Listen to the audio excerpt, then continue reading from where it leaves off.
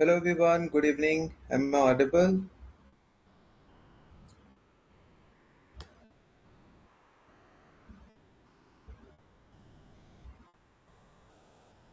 Good evening यानी good evening. कैसे हैं आप सारे लोग? Good evening Ishika, good evening. आप लोग कैसे हो? कैसे चल रही पढ़ाई? Good evening Disha, Manikanta. Manikanta, how are you? इस बार ही निकालना exam. Good evening Shivam, Shantanu, Annie, Piyush, Paras, Nandan, Harsh, Rekha, Faizan. Good evening everyone. Good evening Tamanna, how are you? कैसे चल रही है पढ़ाई? Good evening Piyush, Nikita, good evening. I am good any, I am good. Nandan, good evening. Rajvardhan, good evening. Nareen, Marshu, Nivedita, how are you? Alok, good evening. Sanjay, hi Sanjay, how are you? Vishnu, Sanjay के, मीना, कैसे हो आप? शुभ भी good evening. Good evening everyone, बहुत सारे लोग हैं यहाँ पे। Good evening Vaishnavi, good evening Vijay, सभी लोगों को गुड इवनिंग। तो आई होप आप लोग की पढ़ाई सही चल रही होगी। लास्ट संडे में नहीं आ पाया था, most of you are aware about the reason. And हाँ वेट था, बट अभी वेट ओवर हुआ क्योंकि ये हम थोड़ा सा कोर एरियाज में जा रहे हैं। अब 90 डेज बचे हैं और ये सबसे इम्पोर्टेंट टाइम होता है फिल्म्स का। तो अभी तक जिसने अब तैयारी जो शुरू करेगा वो फंसेगा। मतलब मैं कहता था ना कि एक टाइम आता है, मार्च शुरू हो जाता है। तो अगर जो पहला अटेम्प्ट वाला है या जो चीज़ें रहती हैं तो बहुत चीज़ें मुश्किल हो जाती हैं क्योंकि आपका बेसिक होना बहुत ज़रूरी है। बट फंसने का मतलब मैं ये नहीं कह रहा कि आप नहीं निकाल पाओगे। अगर आपने पहले अटेम्प्ट दे रखे हैं, कुछ मार्क्स से आपका रुका हुआ है, थोड़ा बेसिक तैयार है, still you can manage. But ये रेस वाला टाइम होता है। तो प्लीज़ चीज़ों को ध्यान से सुनना। जो भी अभी हम पीवाईक्यूज करेंगे, हर सैटरडे संडे ऑलमोस्ट होगा सेशन हमारा। जैसे एक ईयर के हम 50-50 क्वेश्चन करेंगे। तो जैसे कि हमने आपको बताया था कि 1995 से लेकर 2025 तक हमारा पूरा पीवाईक्यूज होगा, जिसमें 1995 से लेकर 2010 तक हम सब्जेक्ट वाइज करेंगे, जिसमें बहुत सारे सब्जेक्ट के ऑलरेडी पढ़ चुके हैं। जो सब्जेक्ट नहीं पढ़े हुए हैं, मान लो 1995 से 2000 तक, उसको मैं फिलअप करवा दूंगा। वो बहुत छोटी छोटी चीज़ है, उसके लिए परेशान मत होना। 90 दिन है हमारे पास, वो आपको मिल जाएगा। मतलब इसी महीने में, मतलब आपको आराम से वो सारी चीज़ें अरेंज करा दी जाएंगी। वो आपका कोर कॉन्सेप्ट है, वहां से आप चीज़ें देखोगे कि कैसे क्या क्या पढ़ सकते हो, कहाँ से सवाल पूछते हैं, कौन कौन से एरियाज हैं। जो 2011 से लेके 2025 तक का है, ये सबसे इंपॉर्टेंट पार्ट है आपके पीवाईक्यूज का। तो ये हम लाइव रखेंगे और मैं ही कराऊंगा इसको। उसमें भी बहुत सारी चीज़ें मैंने कराई थी। तो जितने भी लोग जिस बैच के हैं, आपको लाइव आना है। देखो, अगर आप लाइव आओगे तो चीज़ें बेहतर समझ में आएंगी। आप डाउट पूछ सकते हो, जो भी आपके इश्यूज है, you can ask, you can discuss, तो हम उस पर अच्छे से डिस्कशन कर लेंगे। अब जो पीवाईक्यू एनालिसिस है हमारा, ये तो मैंने आपको बता दिया कि इतने साल का हम कराएंगे, ईयर वाइज चलेंगे चीज़ें। हम 2024 से शुरू करेंगे, 23-22 ऐसे करके 11 तक जाएंगे, 25 आप लास्ट में खुद से करोगे। फिर हम उसको करवाएंगे ताकि आपको एक क्लैरिटी मिले। तो जब हम पीवाईक्यू एनालिसिस करेंगे तो डोंट गेट डिसहार्टेंड कि कोई सवाल आपको आ रहा है, कोई नहीं आ रहा। जैसे जो पहले अटेम्प्ट वाले होते हैं, दूसरे अटेम्प्ट वाले होते हैं, जिनको आइडिया नहीं होता, they are doing hard work, they are reading everything, आपको सारी चीज़ें समझ आ रही, पूरा आपका बेसिक कमांड है। बट जब मैं चीज़ें आपको बताता हूँ, थोड़ा ऊपर नीचे होता है, यू आर गेटिंग कन्फ्यूज्ड कि सर ने यहाँ तो ऐसे बताया था, यहाँ चीज़ें ऐसी हैं, सर ने तो ऐसे बोला था, यहाँ तो ऐसे हो गया। आप हर एक चीज़ में ऑब्जर्व करने लगते हो, टू मच ऑब्जर्वेशन। तो आई वुड से कि अभी आप, जब हमारा 2-3 सेशन होगा, तो आपको ध्यान से सुनना है कि इसमें क्या क्या चीज़ें की जा सकती हैं, कैसे कैसे आप उसमें इम्प्रूव कर सकते हो। आपको एकदम फ्री माइंड रहना है। कुछ चीज़ कैलकुलेशन, परमुटेशन, कॉम्बिनेशन करने की ज़रूरत नहीं है। जो हम पीवाईक्यूज करेंगे, एक बार ही हम लाइव करेंगे, फिर आपको रिवीजन के लिए दोबारा आप उसको रिवाइज करोगे। कैसे रिवाइज करोगे, मैं आपको पहले भी बताया था, फिर बता रहा हूँ कि डबल स्पीड पे आप देख सकते हो सारी चीज़ें। खुद से सॉल्व करना है, इंटरनलाइज करना है। फॉर एग्जाम्पल, अगर मैं आपसे बोलूँ कि आप हारमोनियम बजाना सीखो, ठीक है, पियानो बजाना सीखो, गिटार बजाना सीखो, तो अगर मैं आपको हारमोनियम बजाना सिखाऊंगा ना, तो सबसे पहले आप बेस सिखाओगे। तो बेस क्या है कि सा रे गा मा, जो भी चीज़ें हैं जैसे हम सीखते हैं, वो आपने सीखा, वो आपका बेस है। पॉलिटी का बेस, इकोनॉमी का बेस, लक्ष्य जो भी आप ज्योग्राफी का पढ़ रहे हो, आपका बेसिक है। अब बेसिक पे हम सुर ताल रखेंगे, ठीक है, कि आप उसको थोड़ा बहुत मॉक टेस्ट से या पीवाईक्यूज की चीज़ें हैं तो कैसे उसको एनालिसिस करके रिकॉल करके सही आंसर कर पा रहे हो। तो जो चीजें आप सीखोगे ना, धीरे धीरे आपका स्टेप वाइज चलेगा। आपने मॉक टेस्ट किया, बेसिक कवर किया, जब आप पीवाईक्यूज करते जाओगे तो हर एक क्वेश्चन को हम डीपली समझेंगे, चीजें समझेंगे, ऐसे हुई वैसे हुई, ये हमारा एक थॉट प्रोसेस होगा, आपका ओवरऑल थॉट प्रोसेस डेवलप होगा। और थॉट प्रोसेस बहुत इंपॉर्टेंट चीज होती है, वो अपने आप ही चीजें आप सीखने लगोगे। जैसे बोलते हैं ना आर्टिफिशियल इंटेलिजेंस की खुद से सीखने लगता है, इंसान भी तो वैसा ही है ना। हम खुद से चीजें सीखते हैं, जो हमारे पास डेटा आ रहा है, जो मैं आपको डेटा दे रहा हूँ, आप उससे खुद से सीखने लगोगे। लेकिन वो कब सीखोगे?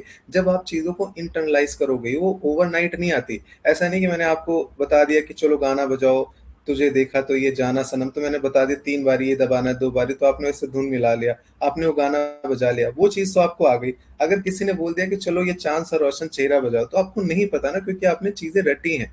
लेकिन अगर आपने उस चीज़ को इंटरनलाइज़ किया है, अगर आपको वो सारी चीज़ें आ गई, सरगम आ गया, बेसिक आ गया, मैं आपसे कोई भी गाना बोलूँगा बजाने के लिए, आप आराम से, क्योंकि वो आपके दिमाग में चीज़ें इंटरनलाइज़ हैं। आपको 2, 3, 4 हर चीज़ का काउंट नहीं करना है कि गाने का इसमें ये 3 बारी दबाना है, ये 5 बारी दबाना है। नहीं, वो कैसे होता है? क्योंकि आपने इंटरनलाइज़ किया। तो जो भी चीज़ें हैं, जो भी आप किसी भी चीज़ों में ले लो, वो जो एक्सपर्ट हैं, वो over the period of time चीज़ें सीखते हैं। तो सेम यहाँ पीवाईक्यू एनालिसिस, जब पीवाईक्यू लगातार करोगे ना, तो एक टाइम ऐसा आएगा कि चीज़ें आपके दिमाग में इंटरनलाइज़ हो जाएँगी। वो आप ऑन द स्पॉट चीज़ें असेस कर लोगे कि अच्छा, ऐसे नहीं ऐसे है। ये नहीं ऐसे है, ऐसे क्वेश्चन आए तो हमें ऐसे सोचना है, क्योंकि वो आपका दिमाग चलेगा। बहुत सारे लोग क्या होता है कि पीवाईक्यू एनालिसिस को सिर्फ लॉजिक ट्रिक के तौर पे देखते हैं। देखो मैं थोड़ा सा ब्रीफ लूंगा 5-10 मिनट का, क्योंकि सबसे इंपॉर्टेंट चीज है। अगर ये आपने मिस कर दिया तो आप बहुत चीजें मिस कर जाओगे और आप बहुत कंफ्यूजन में रहोगे। तो जब भी पीवाईक्यू एनालिसिस बहुत सारे लोग शुरू करते हैं, तो उनका क्या होता है कि लॉजिक ट्रिक सीख लें।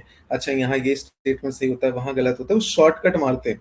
उनको लगता है कि वो शाहरुख खान बन गए, मतलब उनसे बेहतर अब कोई कर नहीं सकता, उन्होंने तो सारा जुगाड़ ले लिया। प्लीज ट्राई टू अंडरस्टैंड, लाखों लोग ऐसे होते हैं आपके जैसे। वीडियो में डालता हूँ, वायरल होते हैं कि 1 लाख व्यूज आते हैं, आप कहते हो सर डिलीट कर दो। मैं कहता हूँ उसको 1 करोड़ को दिखा दो, तब भी लोग नहीं क्वालिफाई करेंगे। क्यों? क्योंकि चीजें इंटरनलाइज नहीं हुई। देखो मैं यहाँ धोखाधड़ी वाला काम नहीं करता, क्योंकि आप सारे लोगों ने पैसे दिए हैं। बाहर यूट्यूब पे थंबनेल के लिए, चीजें के लिए, थोड़ा सा आपको एंगेजमेंट बढ़ाना होता है, क्लिक बेट के लिए चीजें हो जाती हैं ऊपर नीचे, बट यहाँ नहीं होंगी। यहाँ जो भी चीजें एज ए मेंटोर मैं आपको चीजें बताऊंगा, क्योंकि प्रीलिम्स में मेरा 100% स्ट्राइक रेट रहा है।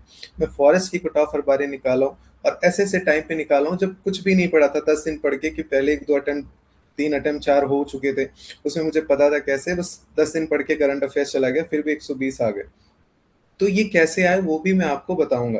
तो लोग क्या करते हैं, लॉजिक ट्रिक्स के भरोसे रहते हैं कि बस इसको लगा दिया, उसको लगा दिया, अच्छा यहाँ तो अप्लाई किया, यहाँ नहीं अप्लाई किया, मतलब एकदम बिना सेंस की चीजें वो करते हैं। वो चीजें आपको नहीं करनी है, आपको प्रोसेस से जाना है। इट्स मतलब ये लंबा प्रोसेस है, ये नहीं है कि बस अभी सीखा, 2 साल के देख लिए, 3 साल के देख लिए, चीजें समझ में आ गई। जो मैं करा रहा हूँ आप उसको देखो, समझो, डाउट क्रिएट करो, खुद से परेशान हो कि यार ऐसे कैसे हो गया, वैसे कैसे हो गया, डाउट पूछो। ठीक है, आप आपस में डिस्कस करो, ग्रुप में डिस्कस करो, मुझे टैग करो। तब जाके आप चीजें धीरे धीरे समझना शुरू करोगे कि अच्छा ऐसे नहीं ऐसे करना है। और जब हम ये सारी चीजें सीख लेते हैं, हमारा बेसिक प्लस पीवाईक्यू के स्किल, फिर जब एक्चुअल एग्जाम में चीजें आती है ना, तो आप उस चीज से बहुत ज्यादा ट्रेंड होते हो, क्योंकि मॉक टेस्ट जो आप करते हो, mock test is a totally different. वो बेसिक चीजें होती हैं। जो भी टेस्ट बना रहे हैं वो ऐसे क्वेश्चन के टेस्ट बनाते हैं जो आप पढ़ते हो, लक्ष्मीकांत से पॉलिटी का बनेगा, ठीक है, आपका ज्योग्राफी का एनसीईआरटी से बनेगा, तो 100 के 100 क्वेश्चन मोस्टली आप अवेयर होते हो। या करंट अफेयर्स डाल दिए, वो भी अगर आपने उस मैगजीन का पढ़ा, जैसे विजन पढ़ रहे हो, तो विजन की अगर आपने मैगजीन पढ़ी तो सारे करंट अफेयर्स आपको दिख जाएंगे। बट यूपीएससी में ऐसा नहीं होता, यूपीएससी में बहुत सारे बाउंसर आते हैं। तो बाउंसर समझने के लिए क्या होगा, पहला तो आपका बेसिक अच्छा हो, जहां हो सके हम एलिमिनेट कर लें। ठीक है, सबसे पहले आपका क्या होता है कि बेसिक जो आप फंडामेंटल पढ़ते हो, कि सीधे आपने उसको सही कर लिया।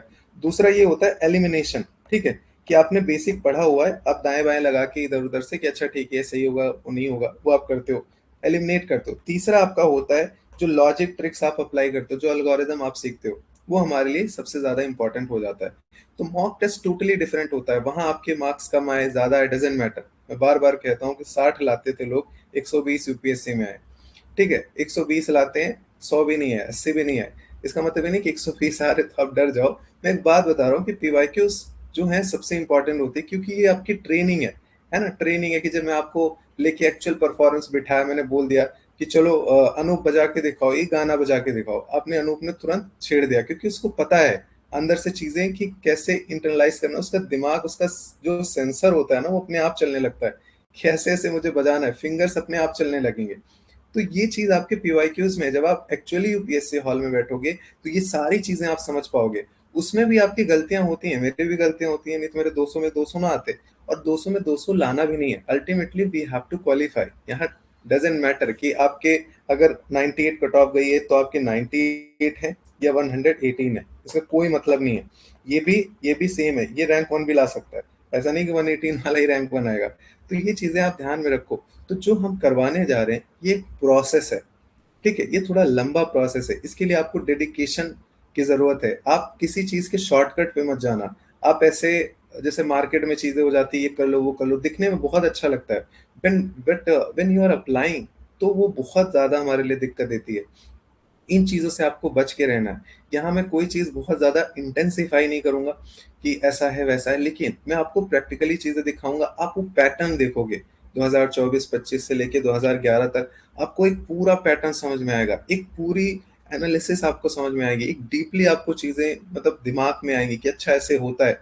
हम बहुत सारी चीजें ऐसे सीखेंगे जो हमारे कंट्रोल में नहीं होती, वो कोई आपको नहीं बता सकता, कोई कोचिंग वाला भी, इवन हमें नहीं पता होता। But there are processes you have to follow, और जनरली वो चीजें सही जाती हैं। तो जो लोग रैंडमली चीजों को अप्लाई कर रहे हैं, हम एक प्रोसेस के थ्रू जाएंगे कि हमें अगर गलत भी हो रहा है तो हमें गिल्ट नहीं होगा कि ठीक है, हमने ये चीजें सीखा है पास्ट के बेसिस पे, और जनरली वैसे सही होते हैं। रैंडमली गलत होता है, सही होता है। मान लो आपने रैंडमली अप्लाई कर दिया, आपको चीजें पता है, पता चला प्रोसेस सही हो गया आपका, तो आपको गिल्ट आ जाएगा। तो ये भी बहुत इंपॉर्टेंट चीज होती है जो आपको यहाँ पे समझना है। तो जितनी चीजें मैं आपको बताऊंगा ध्यान से सुनना। हमारे बहुत सारे सेशंस होंगे, स्पेशली जो पीवाईक्यू एनालिसिस वाले कोर्स वाले स्टूडेंट्स हैं उनके लिए मैं एक अलग से टेलीग्राम चैनल बनाऊंगा। यू कैन ज्वाइन, ताकि मैं अपडेट करता रहूँ, आप थोड़े से अपडेट में रहो। आप ऐप पे रहते हो, क्योंकि उनका कोई डेडिकेटेड टेलीग्राम ग्रुप था नहीं कोर्स में, तो बहुत ज़्यादा कम्युनिकेशन हो नहीं पाता।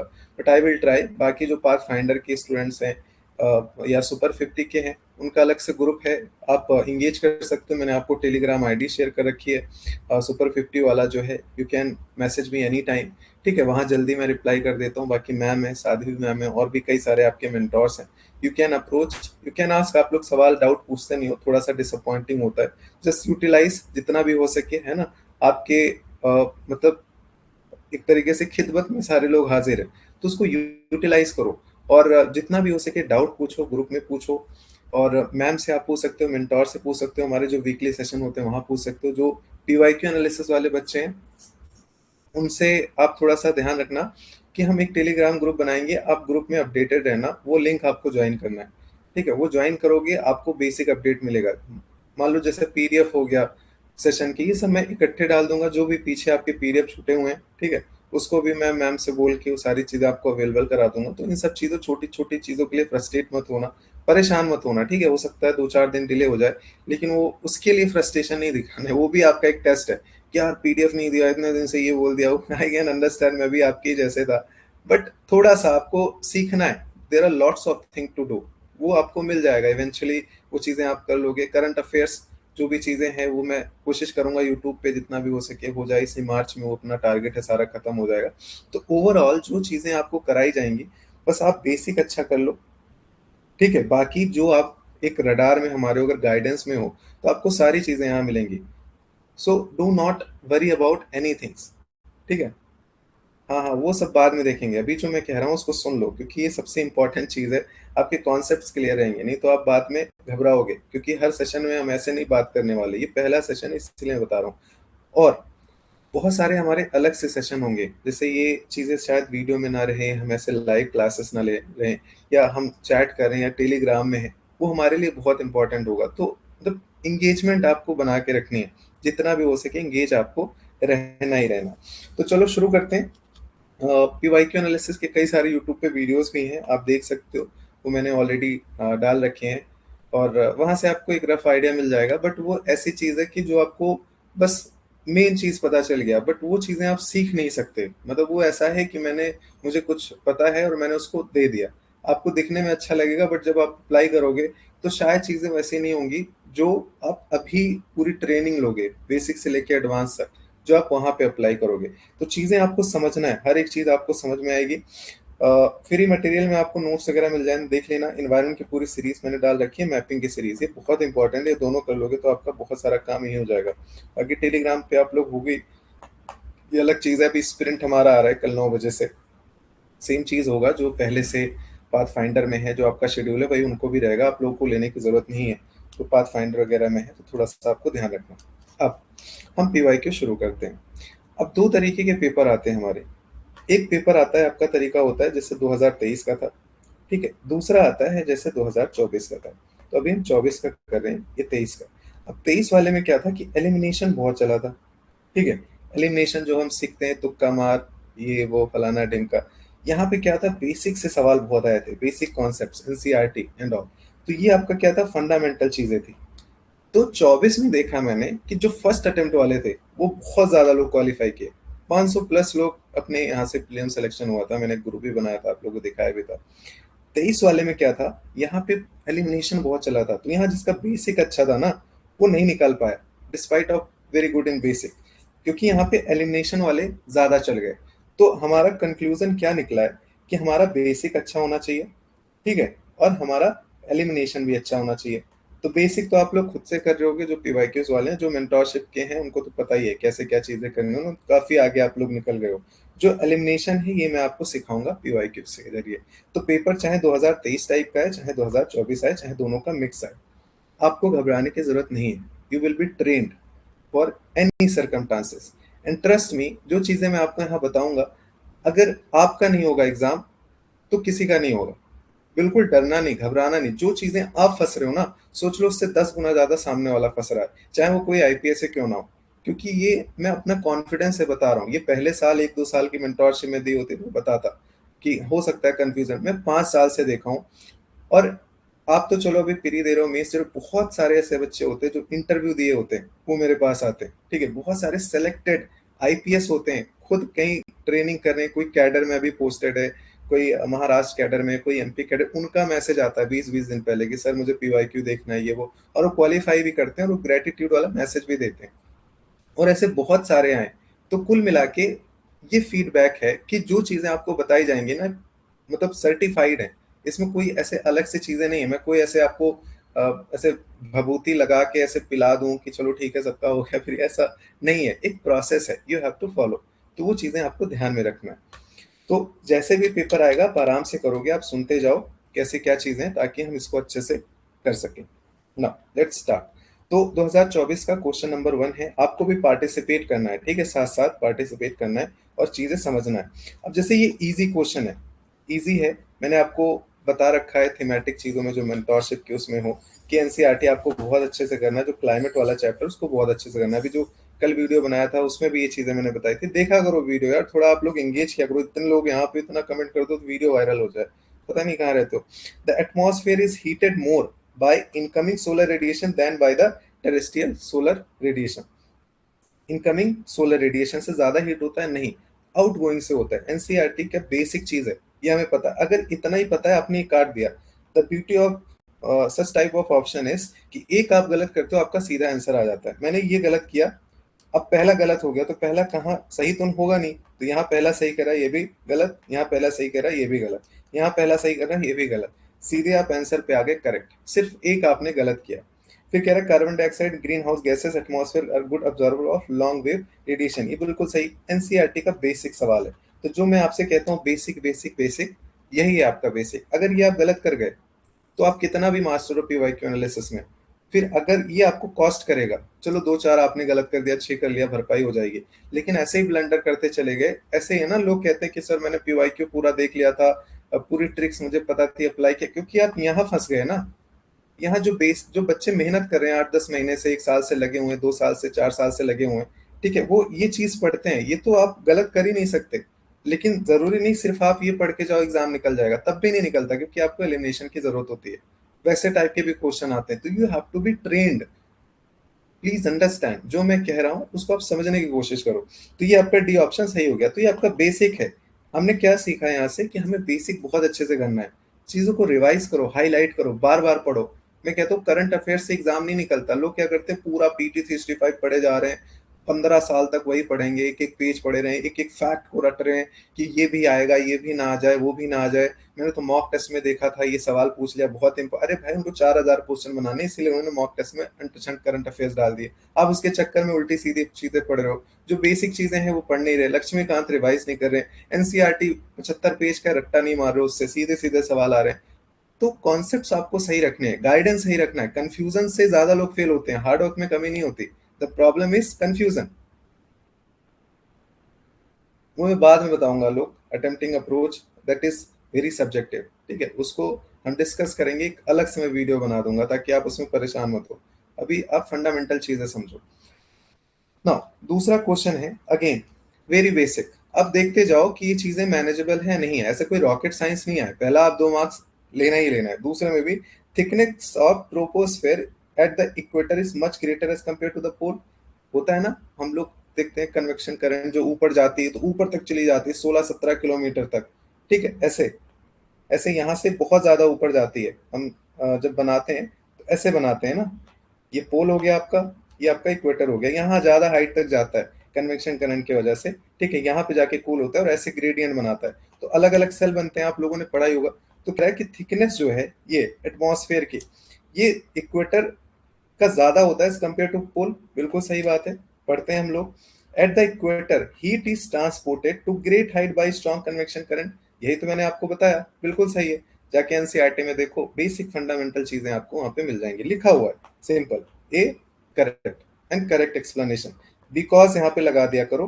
तो ये दोनों अगर मिल रहा है तो इट्स मीन फाइन। जैसे स्टेटमेंट आ गया कि जो दिल्ली है वो कैपिटल है इंडिया की, ठीक है। दूसरा स्टेटमेंट आ गया मुंबई जो है फाइनेंशियल कैपिटल है इंडिया की। अब दोनों ऑप्शन सही हैं, तो इसमें कौन सा होगा? बी होगा। क्यों? क्योंकि ये इसमें बिकॉज लगाओगे क्यों, तो नहीं बैठ रहा ना सेंटेंस कि दिल्ली कैपिटल है इंडिया की बिकॉज मुंबई फाइनेंशियल कैपिटल, कोई सेंस है बात का? दोनों स्टेटमेंट करेक्ट है बट ये एक्सप्लेनेशन नहीं है इसका, तो यहाँ पे हम बी रखते अगर ये वाला सवाल आ गया। लेकिन यहाँ पे सेंस है, कह रहा है कि thickness of troposphere at the equator is much greater as compare to the pole because at the equator heat is transported to great height by strong convection current. तो क्या होगा? ए होगा, क्योंकि सेंस बना रहा है, उसका रीजन दे रहा है। तो बिकॉज अगर आप बीच में लगाओगे तो आपको चीजें समझ आ जाएंगी। अगेन वेरी इजी, इसमें दिमाग नहीं चलाना है, ये भी आपके फ्री के मार्क्स हैं। अगर मैं बता रहा हूँ बहुत सारी चीजें ऐसे क्वेश्चन आते थे यार, आप विश्वास नहीं मानोगे, मेरी इंग्लिश बहुत अच्छी नहीं है, बहुत चीजें मुझे समझ में नहीं आती थी, बट वो सेंस है ना कि अगर आपको आ रहा है, राग आ रहा है, आपको अलाप आ रहा है, आपके दिमाग में चीजें इंटरलाइज है कि मैं गाने कैसे भी बजा सकता हूँ, आप धुन छेड़ो मैं तुरंत बजा के दिखा लूंगा।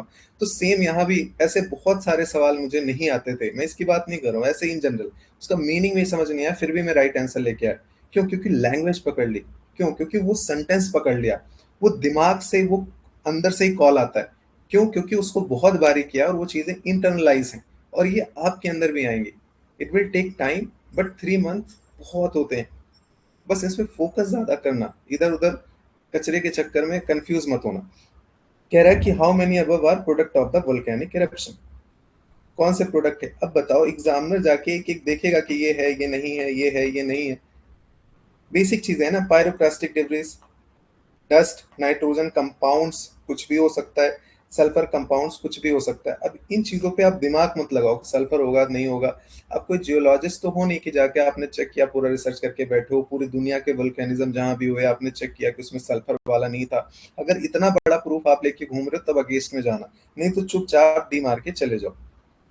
ऐसे एक मैं पैटर्न बता रहा हूँ, तो इजी सवाल है लेकिन मैं पैटर्न आपको बता रहा हूँ कि कैसे आपको चीजें एसेस करनी है।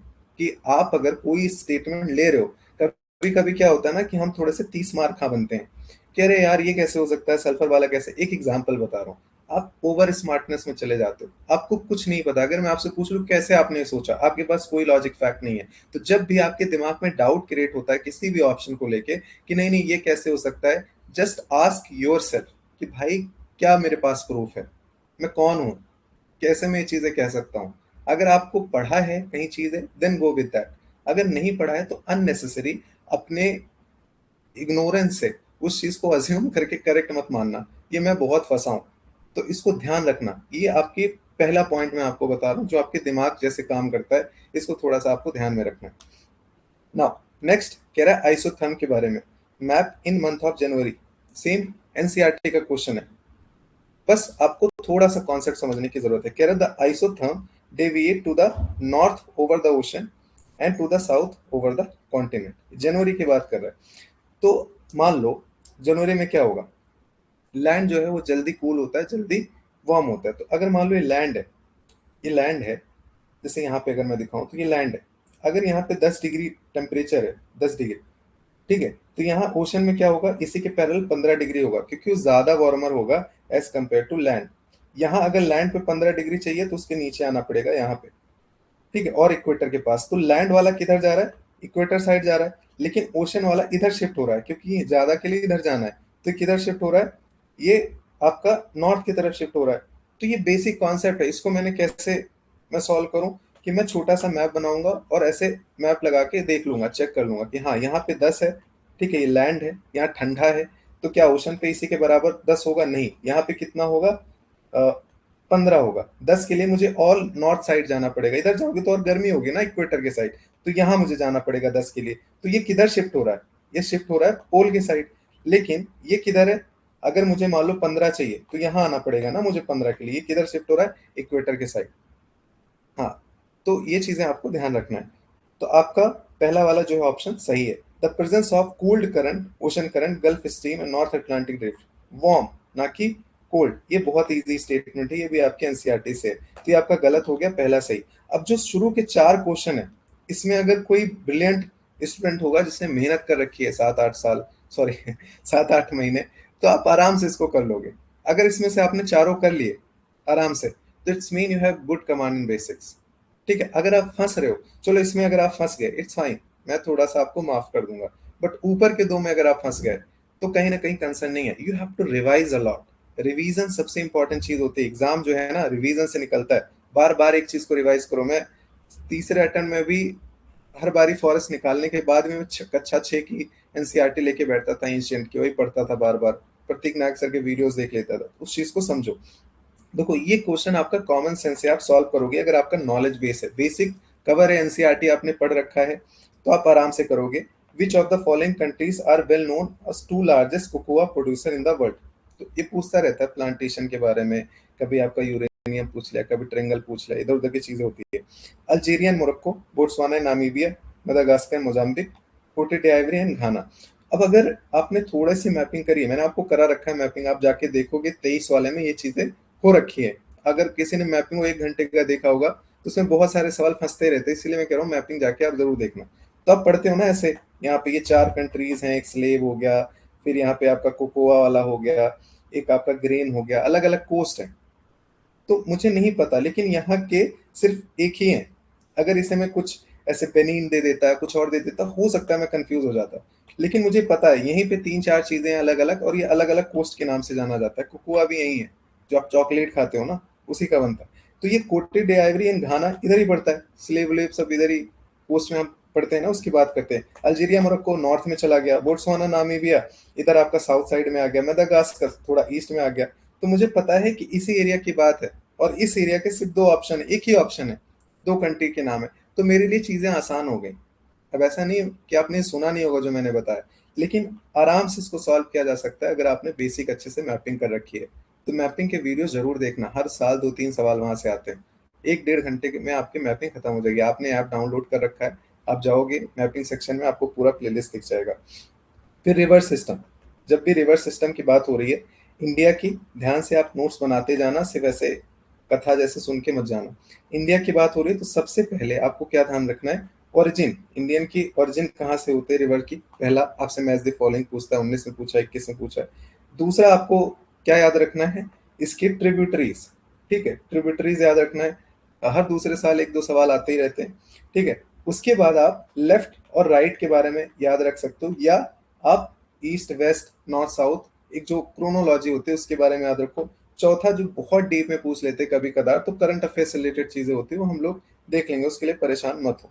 अब ये क्वेश्चन जो है पीवाईक्यूज में भी है, 1950 और 1995 ऑनवर्ड्स 2-3 बार ये सवाल आए हुए हैं, बाकी पीसेस वगैरह में काफी बार आए हैं। तो कह रहा है with reference to the Himalayan rivers joining the Ganga downstream of Prayag from west to east, which of the following sequence is correct. अभी कोई बहुत डेंजरस सीक्वेंस नहीं दिया, बहुत इजी है। अगर मैं ऐसे मैप बनाऊं, मान लो कि ऐसे मुझे करना है, कोसी, हम लोग पढ़ते थे ना, बिहार का शोक कोसी को बोलते हैं, बंगाल का शोक दामोदर को बोलते थे। तो कोसी जो है आपका बिहार साइड होगा। गोमती, गोमती रिवर कहाँ है? गोमती आपकी लखनऊ से निकलती है, अगर थोड़ा सा आइडिया होगा, आप यूपी यूपी घूमे होगे। अब हो सकता है मेरा बायसनेस हो, मुझे पता है गोमती लखनऊ के किनारे, क्योंकि मैं यूपी से बिलोंग करता हूँ इनडायरेक्टली। तो ये चीजें आपको लखनऊ में मुझे पता है। घाघरा जो है अयोध्या, सरयू, घाघरा भी बोलते हैं, सरयू भी बोलते हैं, अलग अलग नाम से।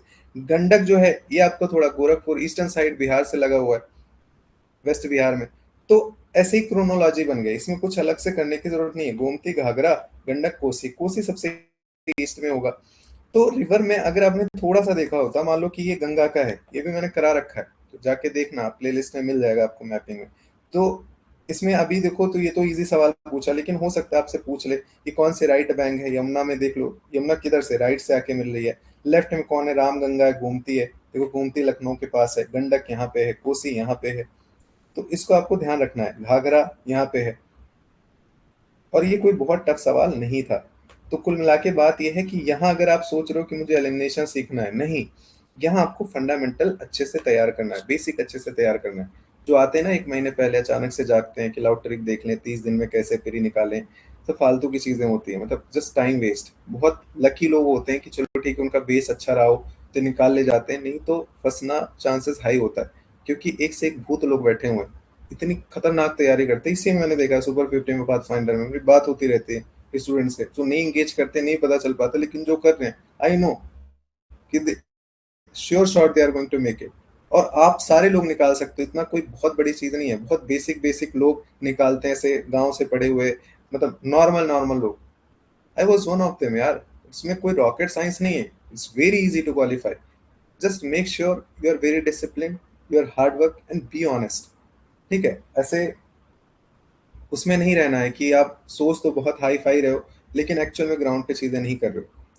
सो बी प्रैक्टिकल, है ना। और मेहनत इतनी जोर तोड़ से करो यार ना, कि देखो मेहनत एक ऐसी चीज है, मैं आपको बता रहा हूँ आज, कि मेहनत से बड़ा कोई पावरफुल चीज है नहीं।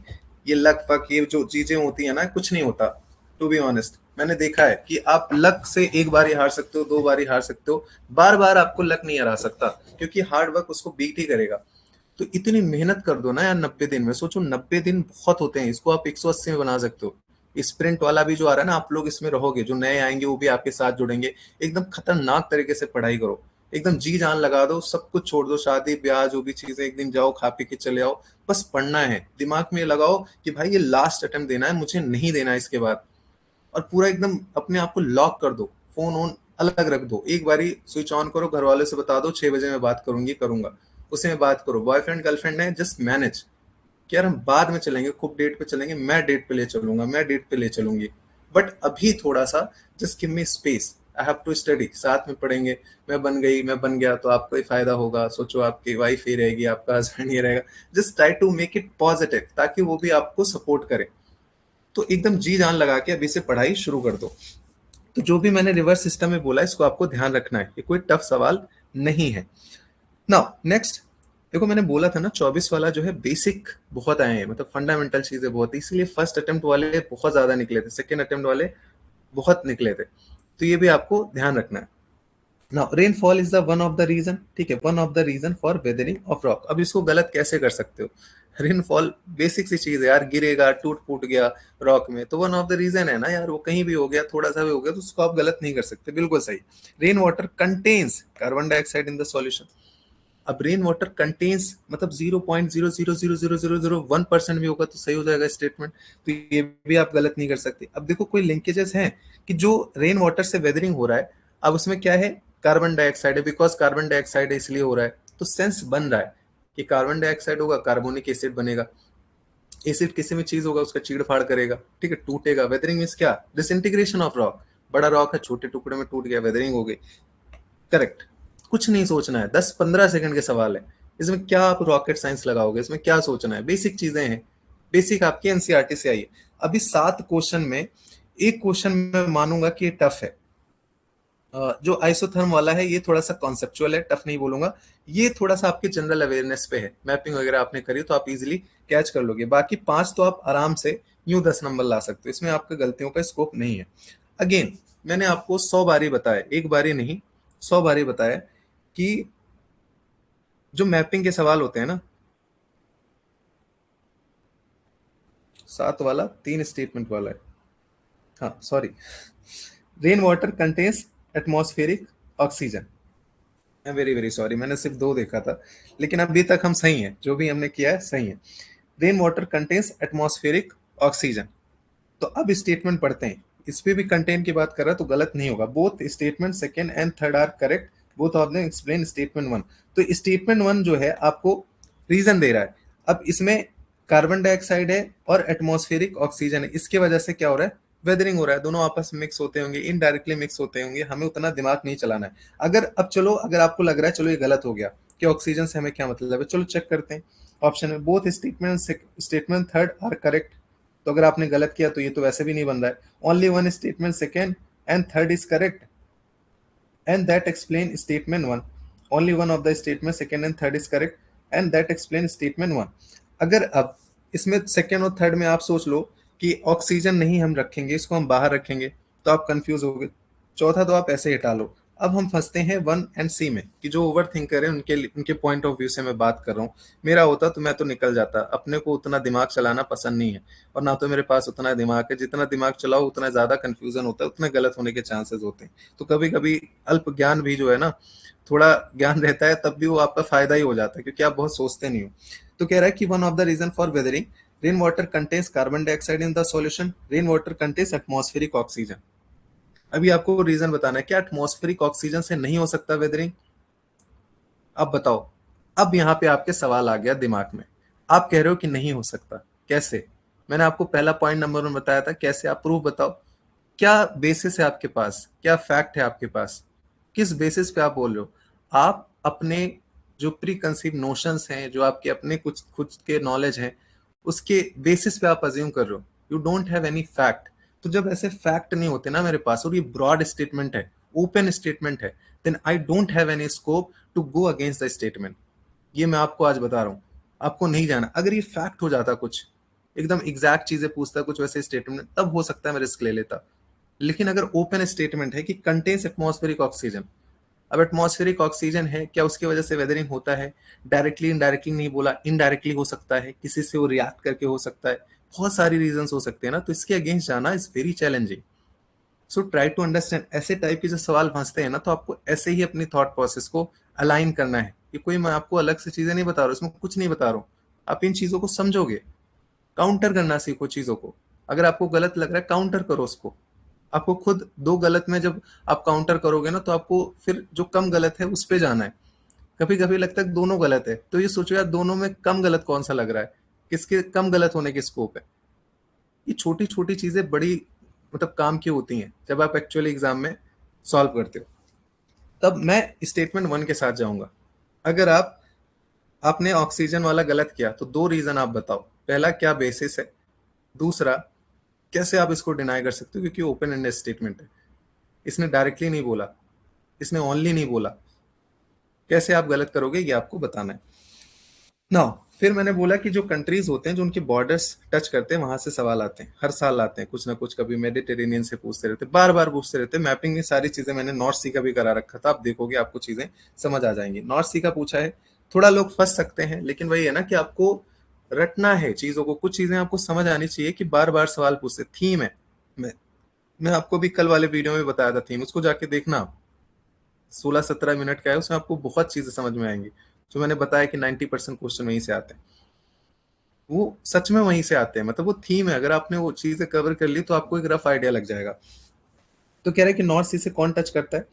रशिया बिल्कुल नहीं करता, रशिया कहीं आसपास भी आपको नहीं दिखेगा, ठीक है। दूसरा, फिनलैंड इस साइड में पड़ जाता है, तो फिनलैंड भी आपका नहीं होगा। जर्मनी, यस, ऊपर ही है जर्मनी। और नॉर्वे जो है ये तो यहीं पे है। तो 2 आपके ओनली 2 सही होंगे। अब ये चीज जो है ना, ये मैं बोलूंगा ऐसी चीज नहीं कि टफ है, आउट ऑफ बॉक्स चीजें आगे नहीं समझ में आता। ये चीजें थोड़ा सा डीप लेवल की चीज है। जो सीरियस एस्पिरेंट होते हैं, जिन्होंने मेहनत करी है, नोट्स बना के रखा है, उनको पता है ये थीम है यार, यहाँ से सवाल पूछते हैं। नॉर्थ सी बहुत फेमस है, सवाल आ चुके हैं, सीडीएस में भी आ चुके हैं। ऐसा कुछ नहीं कि मेडिटेरेनियन तक आप जाते हो फिर उसके बाद नॉर्थ सी पढ़ते नहीं, पढ़ते हैं, मैंने पढ़ा रखा है। अगर नोट्स बना रखी है ना, थोड़ा सा रिवाइज कर रखा है, तो ये आप आगे निकल गए। ये निकालता है आपका फॉरेस्ट की कट ऑफ। जो फॉरेस्ट निकालते हैं ना, ये आपका फॉरेस्ट की कट ऑफ निकालेगा। अगर इस लेवल पे आपने आके सही कर दिया है, कोई बहुत टफ नहीं है, बट थोड़ा सा प्रोएक्टिवनेस ये आपके यहाँ काम आएगी। Again this one is tough, but indirectly close थोड़ा सा आप जा सकते हो। देखो मैं बार बार कहता हूँ कि 100 क्वेश्चन आपके पास आ रहे हैं, 100 में से 10 जो है आप स्किप करोगे, ठीक है, 90 आप अटेम्प्ट करोगे, ऑप्टिमम होता है। मेरा ऐसा मानना है, मैं 100 कर देता हूँ, बट 100 मत करना आप लोग, मेरे 100 ही होते हैं। मैं मतलब अंदर से वो रहता है ना यार, छूटना नहीं चाहिए कुछ ना कुछ इधर उधर करके गैस तुक्का इधर उधर चली जाता है। उसमें से आप 30 गलत कर सकते हो और 60 जो है आपको सही करना है। तो आपके नेट कितने बनेंगे? 100 मार्क्स। तब भी आप कट ऑफ से ऊपर होगे। लास्ट 5-6 साल में 100 से ऊपर अभी कट ऑफ नहीं गई है। तो ये हमारा है। तो 10 हमारे पास स्कोप है स्किप करने का। कुछ नहीं समझ में आ रहा है, स्किप कर दिया, एक भी स्टेटमेंट नहीं आ रहा है, तो हम उसको स्किप में डालेंगे। लेकिन अगर हम थोड़ा क्लोज आ रहे हैं तो हमें रिस्क लेना है। अगर 2 में चले गए, 3 में चले गए, तो उसके गलत होंगे तो 30 वाले में आ जाएगा। 30 तो हमारे पास है ना स्कोप, अगर सही हो गया तो ये 60 वाले में हमारा जुड़ता जाएगा। तो ये ध्यान रखना है, ये कॉन्सेप्ट क्लियर करते हैं तो चीजें समझ आती हैं। तो धुआंधार कहाँ है? नर्मदा। ठीक है, चलो ये नर्मदा पे है, तो क्या मालवा रीजन में है? अगर आप मैप बनाओ, मालवा यहाँ है, यहाँ अमरकंटक पड़ता है, यहाँ से नर्मदा निकलती है, इसके ऊपर पड़ता है, तो बिल्कुल नहीं होगा। लेकिन आप कंफ्यूज हो सकते हो। हुंड्रू जो है, छोटा नागपुर प्लेटू, सुबन रेखा पढ़ते हैं हम लोग। मैंने आपको फॉल, ये सारी चीजें बताई। फॉल और पीक अल्टरनेटिव ईयर पे आते रहते हैं, एक साल पीक पूछेगा, एक साल फॉल पूछेगा इंडिया का। तो इस सुबन रेखा पे अगर यूपी पीसीएस की तैयारी करते हो, किसी भी स्टेट की घटना चक्र वगैरह आपने पढ़ा है, तो रट्टा मार के रखे होते हैं उनके लिए, तो ये आसानी हो जाएगा। फिर जो गिरसोपा है, इसी को जोग फॉल भी बोलते हैं, इसका अलग नाम है, इस स्ट्रीट पीसेस वगैरह में आ रखा है, घटना चक्र में जाओगे देखोगे तो पता चलेगा। वेस्टर्न घाट में है, नेत्रावती नहीं, श्रावती में है, ये श्रावती रिवर पड़ता है, ये तो मुझे पता है, तो ये मैं गलत करूंगा। नन, ठीक है, ये मैंने गलत कर दिया। और हुंड्रू जो है ये मैंने सही कर दिया, तो नन तो बिल्कुल नहीं होगा, ऑल थ्री बिल्कुल नहीं होगा, तो मैं क्या हुआ, क्लोज आ गया। अब वही है कि अगर थोड़ा सा आपने दिमाग लगाया कि मालवा ऊपर है, नीचे नहीं करना है, तो अगर आप यहाँ गलत भी कर रहे हो ना, 2 में आके अगर आप क्लोज आ गए हो 2, और अगर आपका गलत हो रहा है, तो I would say still you are in right track. इन चीजों के लिए परेशान मत होना, क्योंकि ये मैंने सही कर दिया, आपने गलत कर दिया, कोई ऐसा सवाल आएगा वो आप सही कर दोगे, मैं गलत कर दूंगा, बट ओवरऑल हम दोनों क्वालिफाई करेंगे। ये करेक्ट है, ये मैं बता रहा हूँ, ये फैक्ट है। हम ओवरऑल दोनों क्वालिफाई करेंगे, क्योंकि हमारे अंदर चीजें रिस्क लेने की कैपेसिटी है, प्लस हम क्लोज जाते जा रहे हैं। जब आप क्लोज जाते जाते हो ना, तो आपकी एक्यूरेसी बढ़ती है, आपके चांसेस भी बढ़ते हैं। कुछ अलग से चीजें नहीं होती हैं, ऐसा नहीं कि कुछ जाके आपको अलग से करना है। तो यहाँ पे क्या है, आपका ऑप्शन 1 सही है। तो हमें इसको करना है, मैं एक आपको लिस्ट शेयर कर दूंगा, ताकि वो जल्दी जल्दी हम चीजें कवर कर लें। अभी स्लो में थोड़ा सा धीरे हमारा पीवाईक्यू चलेगा, फिर स्पीड अपने आप वो पिकअप हो जाती है, क्योंकि शुरू शुरू में चाहता हूँ चीजें आप समझो, एक टेम्पो सेट हो, एक बैकग्राउंड सेट हो, ताकि आपको ओवरऑल अंडरस्टैंडिंग मिले। क्योंकि मैं जानता हूँ ना कि कैसे दिमाग चलता है एस्पिरेंट का, मैं भी एस्पिरेंट रहा हूँ, तो क्या क्या डाउट्स आते हैं, तो मेरी कोशिश रहती है मैं सब कुछ आपको बताता चलूँ, मुझे एक का नहीं देखना है। हो सकता है आप में बहुत सारे लोग बता रहे सर जल्दी करा दो, नहीं। हाँ, तो ये चीजें आप ध्यान रखना। फिर अगेन माउंटेन्स के बारे में कोई ऐसे बहुत टफ चीज नहीं है, ये मैंने करा रखा है कॉन्टिनेंट वाइज में, आप देखना उसको। सेंट्रल एशिया, एनसीईआरटी में पढ़ते हो, ब्लॉक फोल्ड ये सब वहां भी आपको मिल जाता है। वॉजेस जो है फोल्ड है? नहीं, बिल्कुल नहीं है, ये आपका ब्लॉक माउंटेन है, ये आपका गलत होगा। यूरोप का जो अल्प्स है फोल्ड माउंटेन है, ये तो मैं बिना देखे ऑप्शन बता दूं। एप्लांशियन जो है फोल्ड माउंटेन है, ओल्डेस्ट है, यहाँ पे सबसे ज्यादा लोहा लक्कड़ पाया जाता है, तो ये आपका सही हो गया। साउथ अमेरिका इंडीज सबसे ज्यादा famous plate tectonics and all पढ़ते हो, तो आपकी चीज समझ में आ जाती है। तो आपका ओनली 2 ऑप्शन सही है। This one is easy to moderate, easy to moderate, tough नहीं है। बस थीम पकड़ो आप, थीम पकड़ोगे आपका आराम से चीजें सही हो जाएंगी। एनसीईआरटी अच्छे से कर लिया, आराम से सही कर लोगे। अब देखो ऐसे सवाल में क्या है ना, थोड़ा अतरंगी दिमाग चलाना पड़ता है। आप स्टेप वाइज चीजें चलो, थोड़ा दिमाग को खुला करके रखो। ये चीजें हम पढ़ते नहीं, आप देखोगे ग्रीन फील्ड प्रोजेक्ट, सर नया बना हुआ है, क्या है ये, नहीं पता, नाम ही नहीं सुना, लेकिन मैं नहीं छोड़ूंगा, मुझे तो 100 में 100 लान करने हैं। अब कैसे मैं करूंगा देखते हैं। कंसीडर द फॉलोइंग स्टेटमेंट, तो कह रहा है in the recent past which of the above have been constructed as a greenfield. ठीक है, ग्रीन फील्ड, रिसेंट पास्ट, अभी की बात कर रहे हैं। तो दोन्यू पोलो एयरपोर्ट, नाम भी नहीं सुना, कहाँ का है, आई डोंट नो। अभी के लिए as of now I am solving the question, I don't know. जैसे हम एग्जाम में सॉल्व करते हैं, दिमाग यही चलता है। कुशीनगर इंटरनेशनल एयरपोर्ट अभी ही नया बना है, इंटरनेशनल एयरपोर्ट है, आपने सुना होगा, 4 5 6 साल से काफी ज्यादा न्यूज में रहता है। नया है, ठीक है, नया है और बहुत ज्यादा नाम सुना है। इंटरनेशनल फ्लाइट भी हो रही है यूपी में, मतलब एक सर्किट बन रहा है, टूरिज्म सर्किट बनाया जा रहा है। विजयवाड़ा जो है ये आपका इंटरनेशनल एयरपोर्ट नहीं सुना अभी। विजयवाड़ा बड़ा सिटी है, हो सकता है पुराना भी एयरपोर्ट रहा हो। तो नया एयरपोर्ट यहाँ पे कौन कौन सा हो सकता है? कुशीनगर को मैं साइड में ले आऊंगा, and I am sure most of you are aware about the Kushinagar airport, ये भी जल्दी का है। दो में लाया। और जब भी आपके ऐसे फैक्ट बेस्ड सवाल होते हैं ना, तो 20 बारी में 15 बारी ऐसा होता है कि आपके डी सही नहीं होते हैं, ठीक है। 15 क्या, और 18 बारी, 16 17 बारी मान लो डी सही नहीं होते। 2 3 बारी ऐसे होता है कि आपके डी सही हो जाते हैं, अगर वो क्वेश्चन इन्वायरमेंट के नहीं है, वो क्वेश्चन एप्लीकेशन बेस्ड नहीं है। तो ये हम समझेंगे कैसे, जब हम पीवाईक्यूज करेंगे ना, तो आप सेग्रीगेट करना शुरू कर दोगे। अभी हो सकता है आप उस चीज को कैच ना कर पाओ, लेकिन जैसे जैसे हम बढ़ते जाएंगे आपके वो नेचुरली चीजों में आ जाएगा सेग्रीगेशन, कि इस पे हो सकता है, इस पे नहीं हो सकता है, इसके कितने ब्रॉड स्टेटमेंट है, इसका कितना स्कोप है, कितना ओपन एंडेड है, कितना नैरो में जाके पूछा, वो सब आपका दिमाग खुद से बताने लगेगा। So just have a patience, just wait. और लाइव आना है, चीजों को करना है, ये तो हम करेंगे PYQs, lots of thing we will do. और भी चीजें हैं हमारे पास करने के लिए, वो हम मतलब जूम मीट रखेंगे, वहां भी कराएंगे। मैं आपको और भी चीजें बताऊंगा कि इसके बियॉन्ड भी बहुत सारी चीजें हैं जो हमारे लिए काम आएंगी। तो इसीलिए मैं जो पीवाईक्यू वाले स्टूडेंट्स हैं उनके लिए मैं अलग से एक टेलीग्राम ग्रुप बनाऊंगा, ताकि हम लोग एक कॉम्प्रिहेंसिवली चीजें कवर कर लें। तो नेक्स्ट 3 मंथ्स हम इसी पे ज्यादा फोकस करेंगे, and I will be very very active, ठीक है। और भी मैं टीम बढ़ा रहा हूँ अच्छे अच्छे लोगों की, तो कोई ऐसे इशू नहीं होंगे। तो पहला तो मैंने दो साइड में कर दिया। अब मुझे पता है, एक मेरा बायसनेस है कि डी जनरली सही नहीं होता है, फैक्ट वाली चीज है, तो ये मैंने कर दिया। और यहाँ पे 2 नहीं है, तो ये मैंने कर दिया। अब मैं फंस गया 1 and 2 and 2 and 3 में। तो अब 1 and 3 में मुझे एक चूज करना है। ऐसे ही स्टेप वाइज आपको चलना है। बहुत सारे सवाल में आप हम करेंगे और आप देखना उसका पॉजिटिव रिजल्ट आएगा। दो न्यू पोलो एयरपोर्ट, विजयवाड़ा एयरपोर्ट, अगर दोनों में मैं सोचूं कि इसमें नया कौन सा हो सकता है। देखो, नॉर्थ ईस्ट में अगर एयरपोर्ट होता कोई बहुत फेमस, तो हम सुने होते। नॉर्थ ईस्ट में कनेक्टिविटी का इशू है मेरे दिमाग में आया। फिर मैंने एक चीज पढ़ रखी है, एक उड़ान स्कीम है सरकार की, जो बहुत ही वैसे एरियाज हैं वहां पे कनेक्टिविटी बढ़ाई जा रही है, छोटे छोटे एयरपोर्ट बनाए जा रहे हैं। तो ऐसा कोई बड़ा एयरपोर्ट तो होगा नहीं, हो सकता है छोटा एयरपोर्ट कहीं बना हो नॉर्थ ईस्ट में, कहीं नाम से ऐसे लग रहा है, दो न्यू पोलो। तो कुछ नया छोटा सा हो सकता है, हो सकता है ग्रीनलैंड। विजयवाड़ा एक बड़ा शहर है आंध्र प्रदेश में, और हो सकता है वहां पे पहले से एयरपोर्ट हो, बट आई डोंट नो, हो सकता है मैं गलत भी हो सकता हूँ। लेकिन अगर मुझे एक और तीन में अगर नया वाला चूज करना है, तो कंसिडरिंग द फैक्ट जो मैंने अभी सोचा, उस हिसाब से मैं दो न्यू पोलो को चूज करूंगा। क्योंकि उड़ान है, छोटा एयरपोर्ट हो सकता है, नया बनेगा तो ग्रीन फील्ड अपने आप चीजें हो जाएंगी। तो मैं 1 and 2 के साथ ज्यादा जाना प्रेफर करूंगा एज कम्पेयर टू 2 and 3, ठीक है। और ये मेरा सही निकल गया। हो सकता है गलत भी हो जाए, कई जगह हो सकता है गलत भी हो जाए, लेकिन मैं गलत, मेरा गिल्ट नहीं होगा, ठीक है। ये नहीं आएगा कि यार मैंने कुछ गलत सोचा, क्योंकि मैंने जो सोचा है मैंने आपको हर एक फैक्ट के बेसिस पे बताया, और ये सारी चीजें आपको पता है। ऐसा नहीं कि आपको उड़ान नहीं पता, ऐसा नहीं आपको ग्रीन फील्ड नहीं पता। ग्रीन नाम से फील्ड अगर नहीं भी पता, ग्रीन कुछ नया, कुछ रिन्यूएबल ऐसे करके तो दिमाग में आएगा ना, तब भी वो नए में ही आ जाएगा। तो हर चीज को एग्जैक्टली exactly ना भी पता हो, तब भी आप रफ आइडिया से गेस कर लेते हो, यही स्मार्टनेस होती है। और आपके करेक्ट आंसर यहाँ पे आएंगे, and you will be getting 2 marks. Now, next, water vapor. With reference to the water vapor, which of the following statement is correct? Easy one. It is a gas, the amount of which decreases with the altitude. बिल्कुल सही बात है। जैसे जैसे ऊपर जाते हो moisture कम होता जाता है, नीचे मॉइस्चर ज्यादा होता है। इसमें क्या क्या गलत है?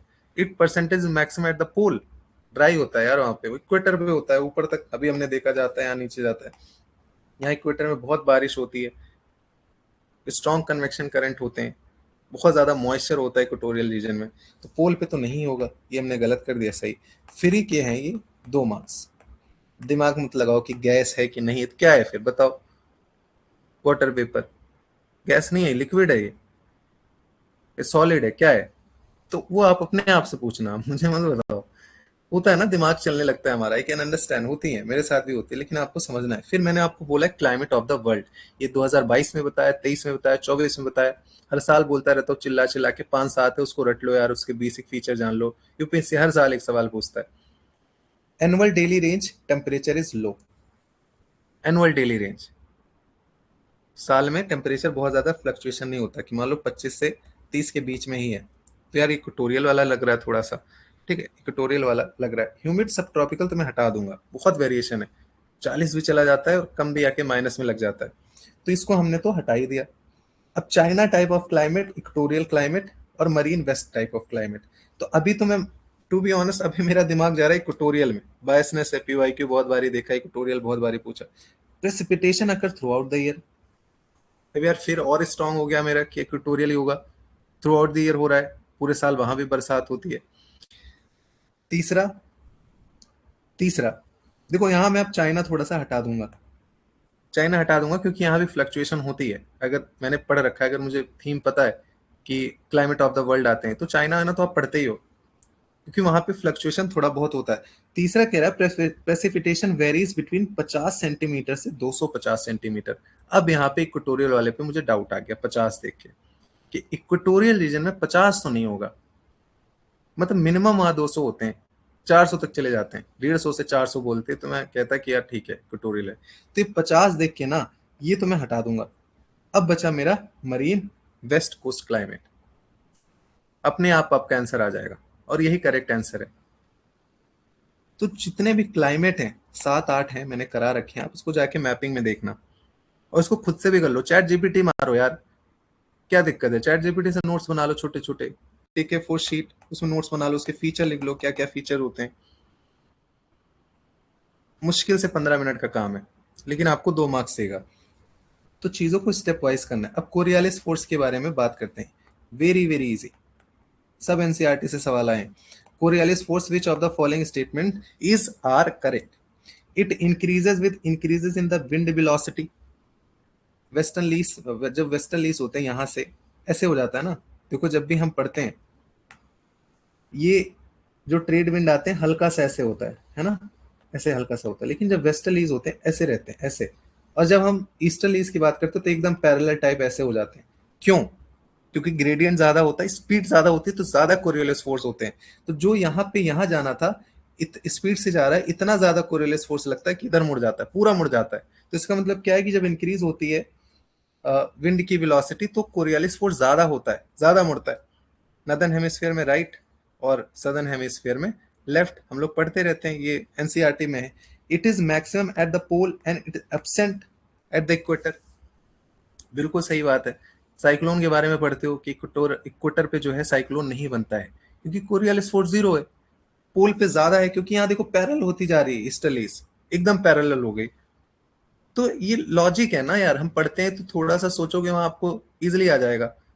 इसीलिए रिवीजन बहुत इंपॉर्टेंट है, कि प्रेशर में आप कंफ्यूज मत हो जाओ, नहीं घोच पोच कर दो, ओवर थिंकिंग में फंस जाओ, 2 नंबर कट के चले आए। क्यों? क्योंकि आपने रिवीजन सही से नहीं किया। सो रिवीजन सबसे इंपॉर्टेंट चीज है, फंडामेंटल। अभी समझ आ रहा होगा, जो सुपर 50 वाले पाथ फाइंडर में 4 महीने से चिल्ला रहा हूँ आप सबको, करो करो करो करो, इतनी डांट लगाई, इसीलिए लगाई थी। तो रिवाइज करो उसको, बार बार रिवाइज करो, सी ऑप्शन आपका सही है। और जो लोग बार बार प्री निकालते हैं, टू बी ऑनेस्ट, मैंने अपने फर्स्ट अटेम्प्ट में इतनी फाड़ मेहनत करी थी, मैं इतने सारे मॉक टेस्ट लगाए, इतनी सारी चीजें, ऑल्दो उतना अच्छा मेरा मतलब एच पे नहीं गया था कट ऑफ से, जितना मैं सेकंड थर्ड इन सब में जाने लगा, लेकिन फिर भी मैं क्वालिफाई कर गया। क्यों? क्योंकि सारी चीजें मैंने बेसिक बहुत अच्छे से कर लिया था। मेरा दोस्त है एक भास्कर, सीनियर था, मैं उसको स्पेक्ट्रम देता था, पुरानी वाली स्पेक्ट्रम थी, 2016 एडिशन था शायद वो।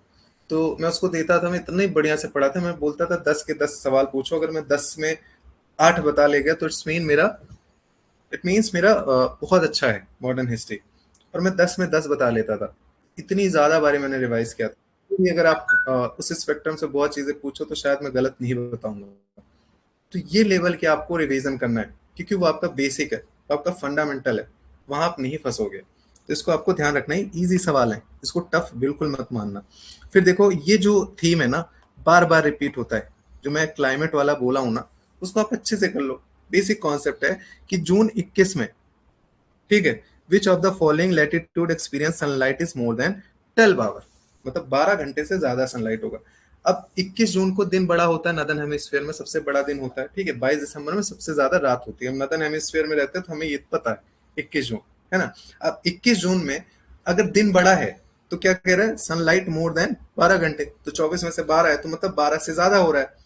वहां होगा, इक्वेटर पे तो इक्वल इक्वल होता है। तो ट्रॉपिक ऑफ कैंसर, हम लोग नदर्न हेमिस्फीयर में, ट्रॉपिक ऑफ कैंसर है, कैप्रिकॉर्न तो होगा नहीं।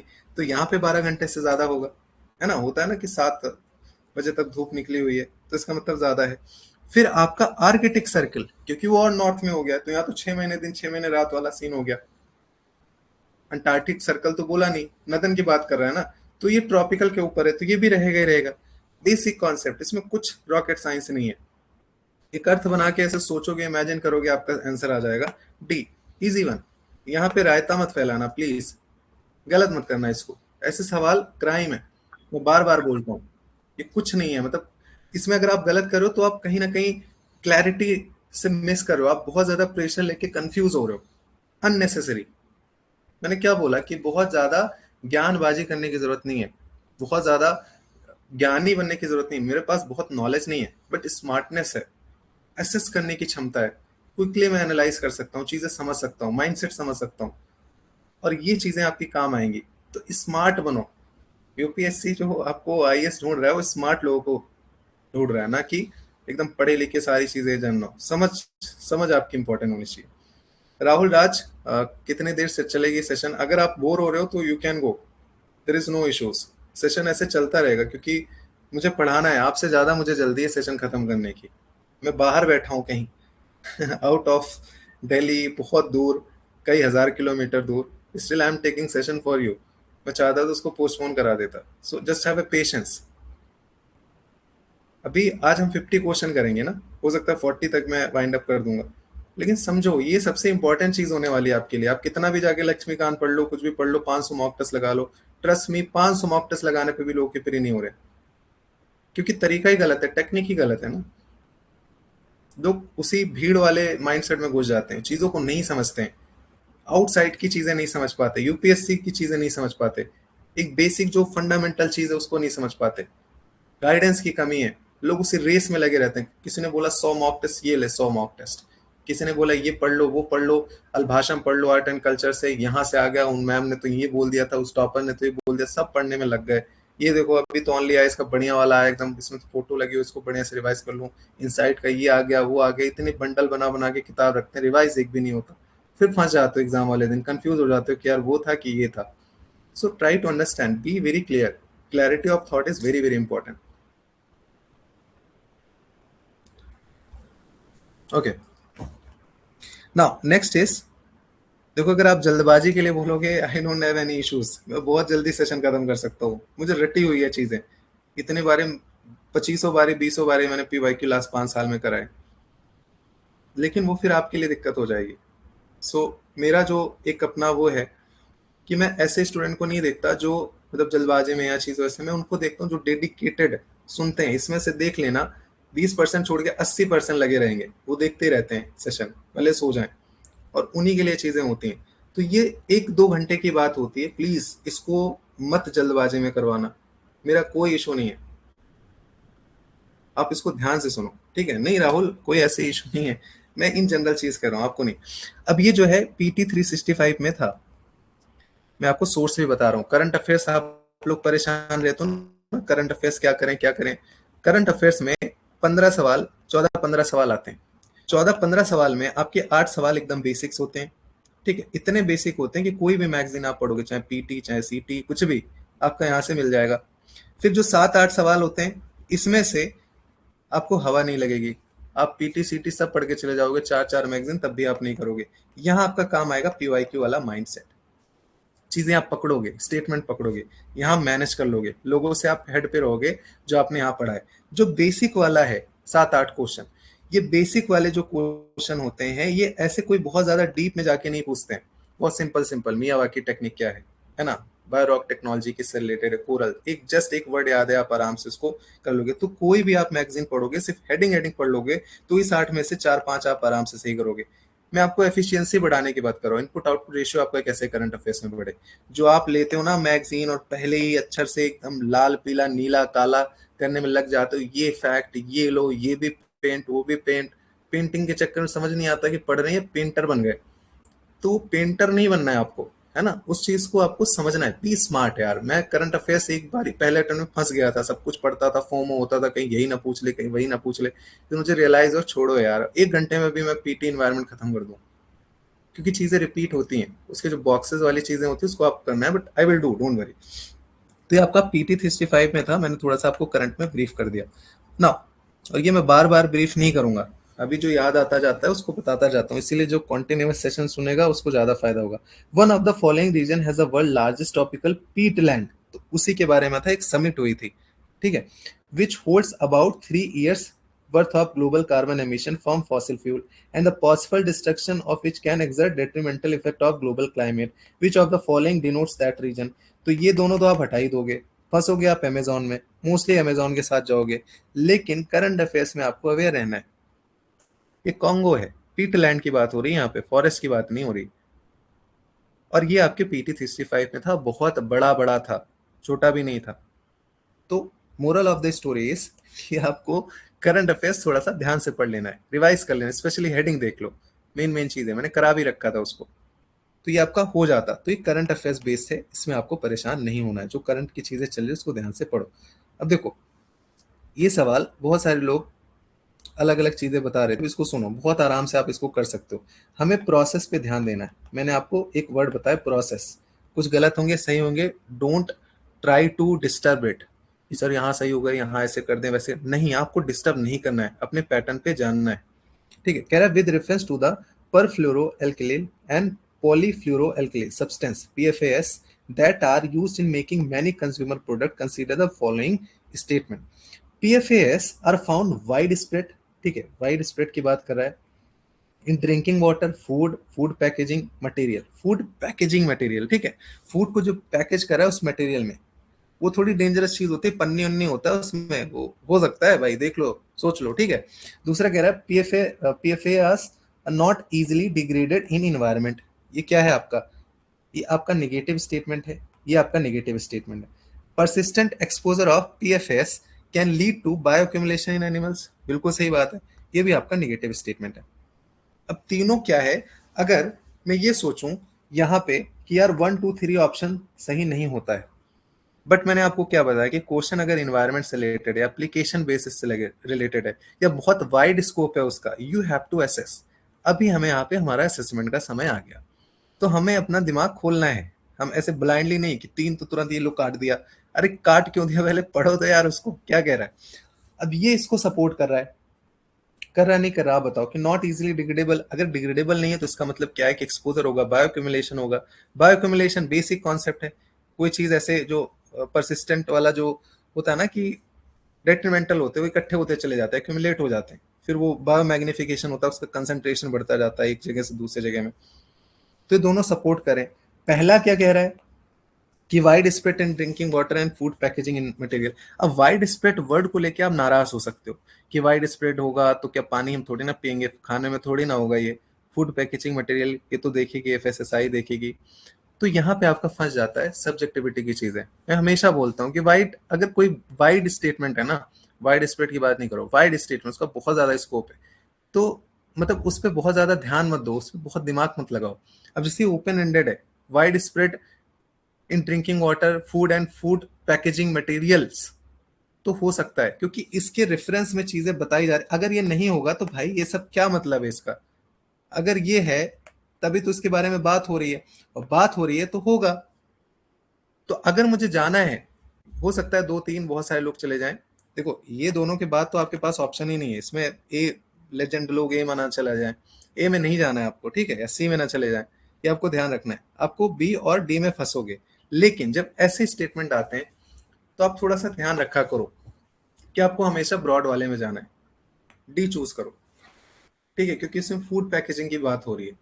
पन्नी उन्नी लगता है ना, फूड पैकेजिंग किसमें करते हैं, वो कोई केले के पत्ते में तो ऐसे देते नहीं है, है ना, पन्नी सन्नी होती है, कुछ होगा उसमें, इतना क्या दिमाग लगाना, क्यों सोचना, क्यों ओवर एनालिसिस करना कि वाइड स्प्रेड होता तो ये होता वो होता। बहुत सारी चीजें बहुत होती है ना, शक्कर खा रहे हो, दुनिया भर की चीजें आ रही, कितना पॉल्यूशन होता है, कितनी टॉक्सिसिटी होती है उसमें, कितना टॉक्सिक चीज होती है, सब एफएसएसआई है, सब कुछ है, लेकिन रहता है ना, परेशानियां तो हैं।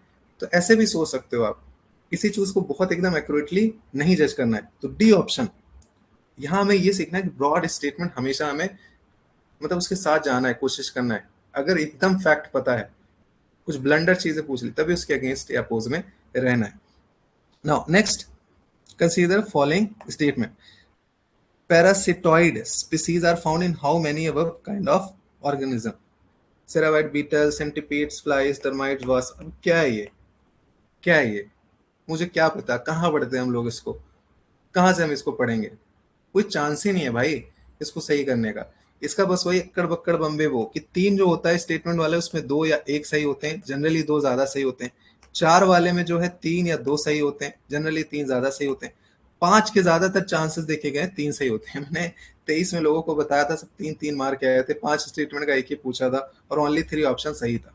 मैं होता तो यही मार के आता, हो सकता है आपके गलत हो जाए, लेकिन अगर मुझे 100 अटेम्प्ट करने हैं, मेरे पास तुक्का मारने का ऑप्शन है, तो दो ऑप्शन है। एक तो ऐसे आंख बंद करके मार दिया, अक्कड़ बक्कड़ बम्बे बो 80 90 पूरे 100, या तो जो मैंने चीजें सीखी उस पर लगाऊं।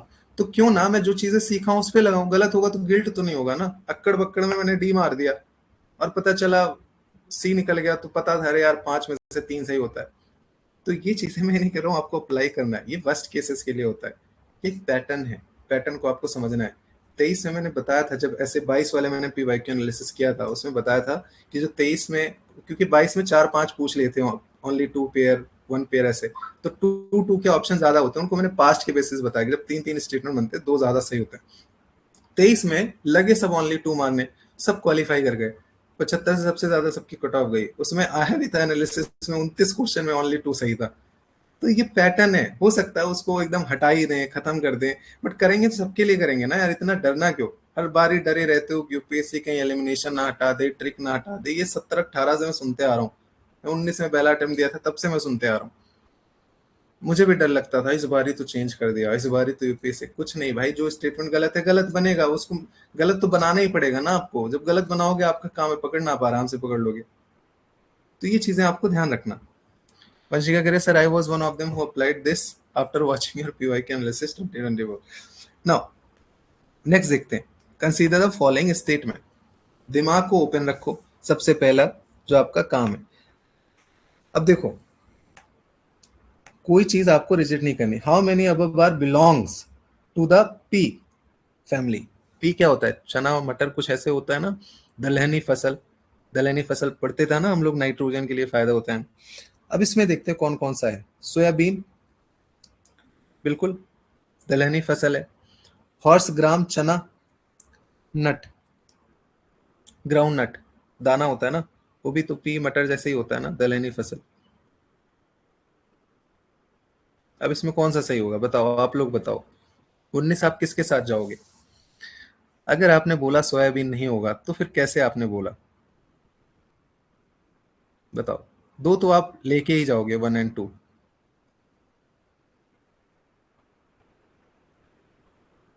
जब भी ऐसे टाइप के सवाल आए ना, go with a broad statement. मैंने आपको पहले ही बता रखा है, पी फैमिली के बारे में बात हो रही है, बहुत बड़ी फैमिली होती है। हो सकता है फैक्चुअली आप गलत हो जाओ, तो सबका गलत होगा यार, मतलब चीजें नहीं पता है 1 और 2, या तो पता हो कि पढ़ रखा है कि ये सोयाबीन नहीं है, नहीं पता तो गो विद दैट। मतलब कोई चांस ही नहीं है आपके पास समझने का, इट्स वेरी टफ। क्यों जाके ऑप्शन लेके आए और उससे उस फैमिली से बिलोंग ना करता हो, उसको पूरा रिसर्च करना पड़ेगा कि हाँ इस फैमिली से नहीं है, दूसरी फैमिली से, कौन सी फैमिली से। तो उसको थोड़ा सा आपको समझना है। कुछ क्वेश्चन होंगे जो आपको वेगनेस में लाएंगे, और ये हर बार ही होगा, हर साल होते हैं दो चार सवाल।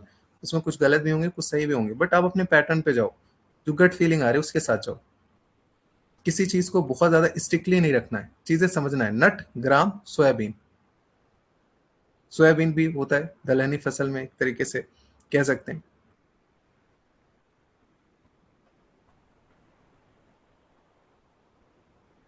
देखो यार, बीन है ना, बीन क्या होता है? बीन आप बताओ, बीन इतना ही कर लो। ग्राम, नट, बस तीन में आप क्लोज आ गए। तो easy one, not very tough. अगर आप प्रोसेस के साथ जाओगे तो सही कर लोगे। ये इन्होंने हटा दिया था तो हमें डिस्कस नहीं करना है। But wild life protection 1972 very very important, हर साल सवाल आते हैं। फिर ये हर साल एक सवाल पूछते हैं पहचानने के लिए कि बताओ भैया क्या है। कभी चिड़िया के बारे में पूछ लेंगे, कभी मछली पूछ लिया महाशीर, कभी चिड़िया पूछ लिया, फ्रॉग माउथ एंड ऑल। 21 में पूछा था, 20-21 में। तो ऐसे इन्होंने पूछ लिया सिकाड़ा। सिकाड़ा क्या है? सुना सुना सा लग रहा है कुछ, बट पता नहीं है क्या है। सिकाड़ा है frock hopper. Frock hopper, grass hopper पढ़ते हो ना, वो सुग्गा टाइप, सुग्गा बोलते हैं गाँव में। फिर पॉन्ड स्कैटर। पॉन्ड मतलब क्या होता है? तालाब। स्कैटर, स्कैटर कर रहा है कुछ। तालाब ऐसे होते छोटे छोटे कीड़े, ऐसे भागते रहते हैं, ऐसे ही चलते रहते हैं, वो तालाब पे चल लेते हो। काई होती है ना, काई गाँव में, उसके ऊपर ऐसे चलते रहते हैं। तो क्या है? Birds, fish. फिश तो यार ऐसे नहीं लग रहा है। सिकाडा, फ्रॉक हॉपर या ग्रास हॉपर, कीड़े ही होते हैं ऐसे। रेप्टाइल्स तो आप ऐसे ही हटा दोगे। तो अगर मैं आपसे इसमें बोलूं, चार में से आपका दिमाग किस में जा रहा है? आप लोग ऑनेस्ट होके बताओ, इसमें कमेंट में बताओ।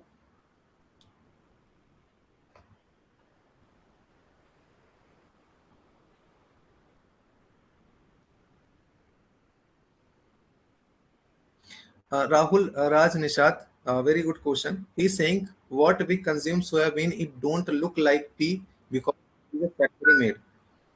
उसने कहीं मेंशन किया आपने कि फैक्ट्री मेड है या नेचुरल है?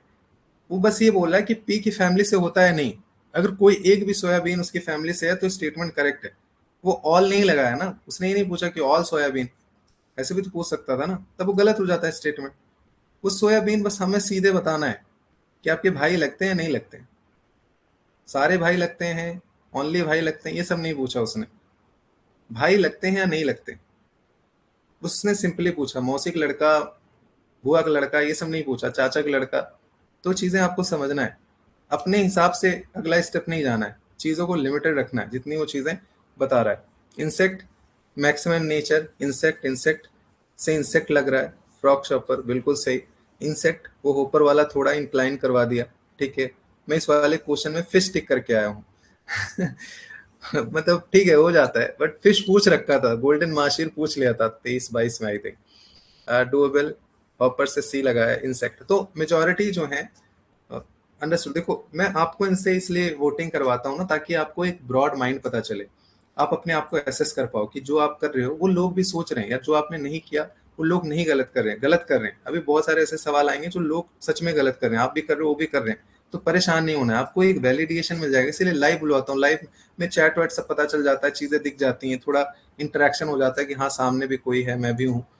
वैसे रिकॉर्डिंग देखोगे तो कुछ नहीं समझ में आता, या बाहर से किसी ने किसी को रिकॉर्डिंग दिखवा लिया, बाकी प्रोसेस आप मिस कर गए, तब भी बहुत ज्यादा हेल्पफुल नहीं होता। So it's all about comprehensive things. ऊपर सिमिलर ग्रास रूट वाला, चलो ठीक है, डन डन। सुग्गा, हाँ हाँ, सुग्गा, वो ग्रास शॉपर सुग्गा बोलते हैं ना गाँव में, वही तो मैं कह रहा था, पकड़ते थे। हाँ नेक्स्ट। अब देखो, आपको समझना है। अब देखो ऐसे आप थोड़ा सा पैटर्न अब समझोगे, धीरे धीरे आपको आ जाएंगे। Many chewing gums found in the market are considered source of environment pollution. Chewing gum यार वैसे भी पॉल्यूटेड चीज होती है, अंदर जग गया, हाथ में चिपक गया। मैनी च्युइंग गम्स, ये नहीं कह रहा all chewing gums, many.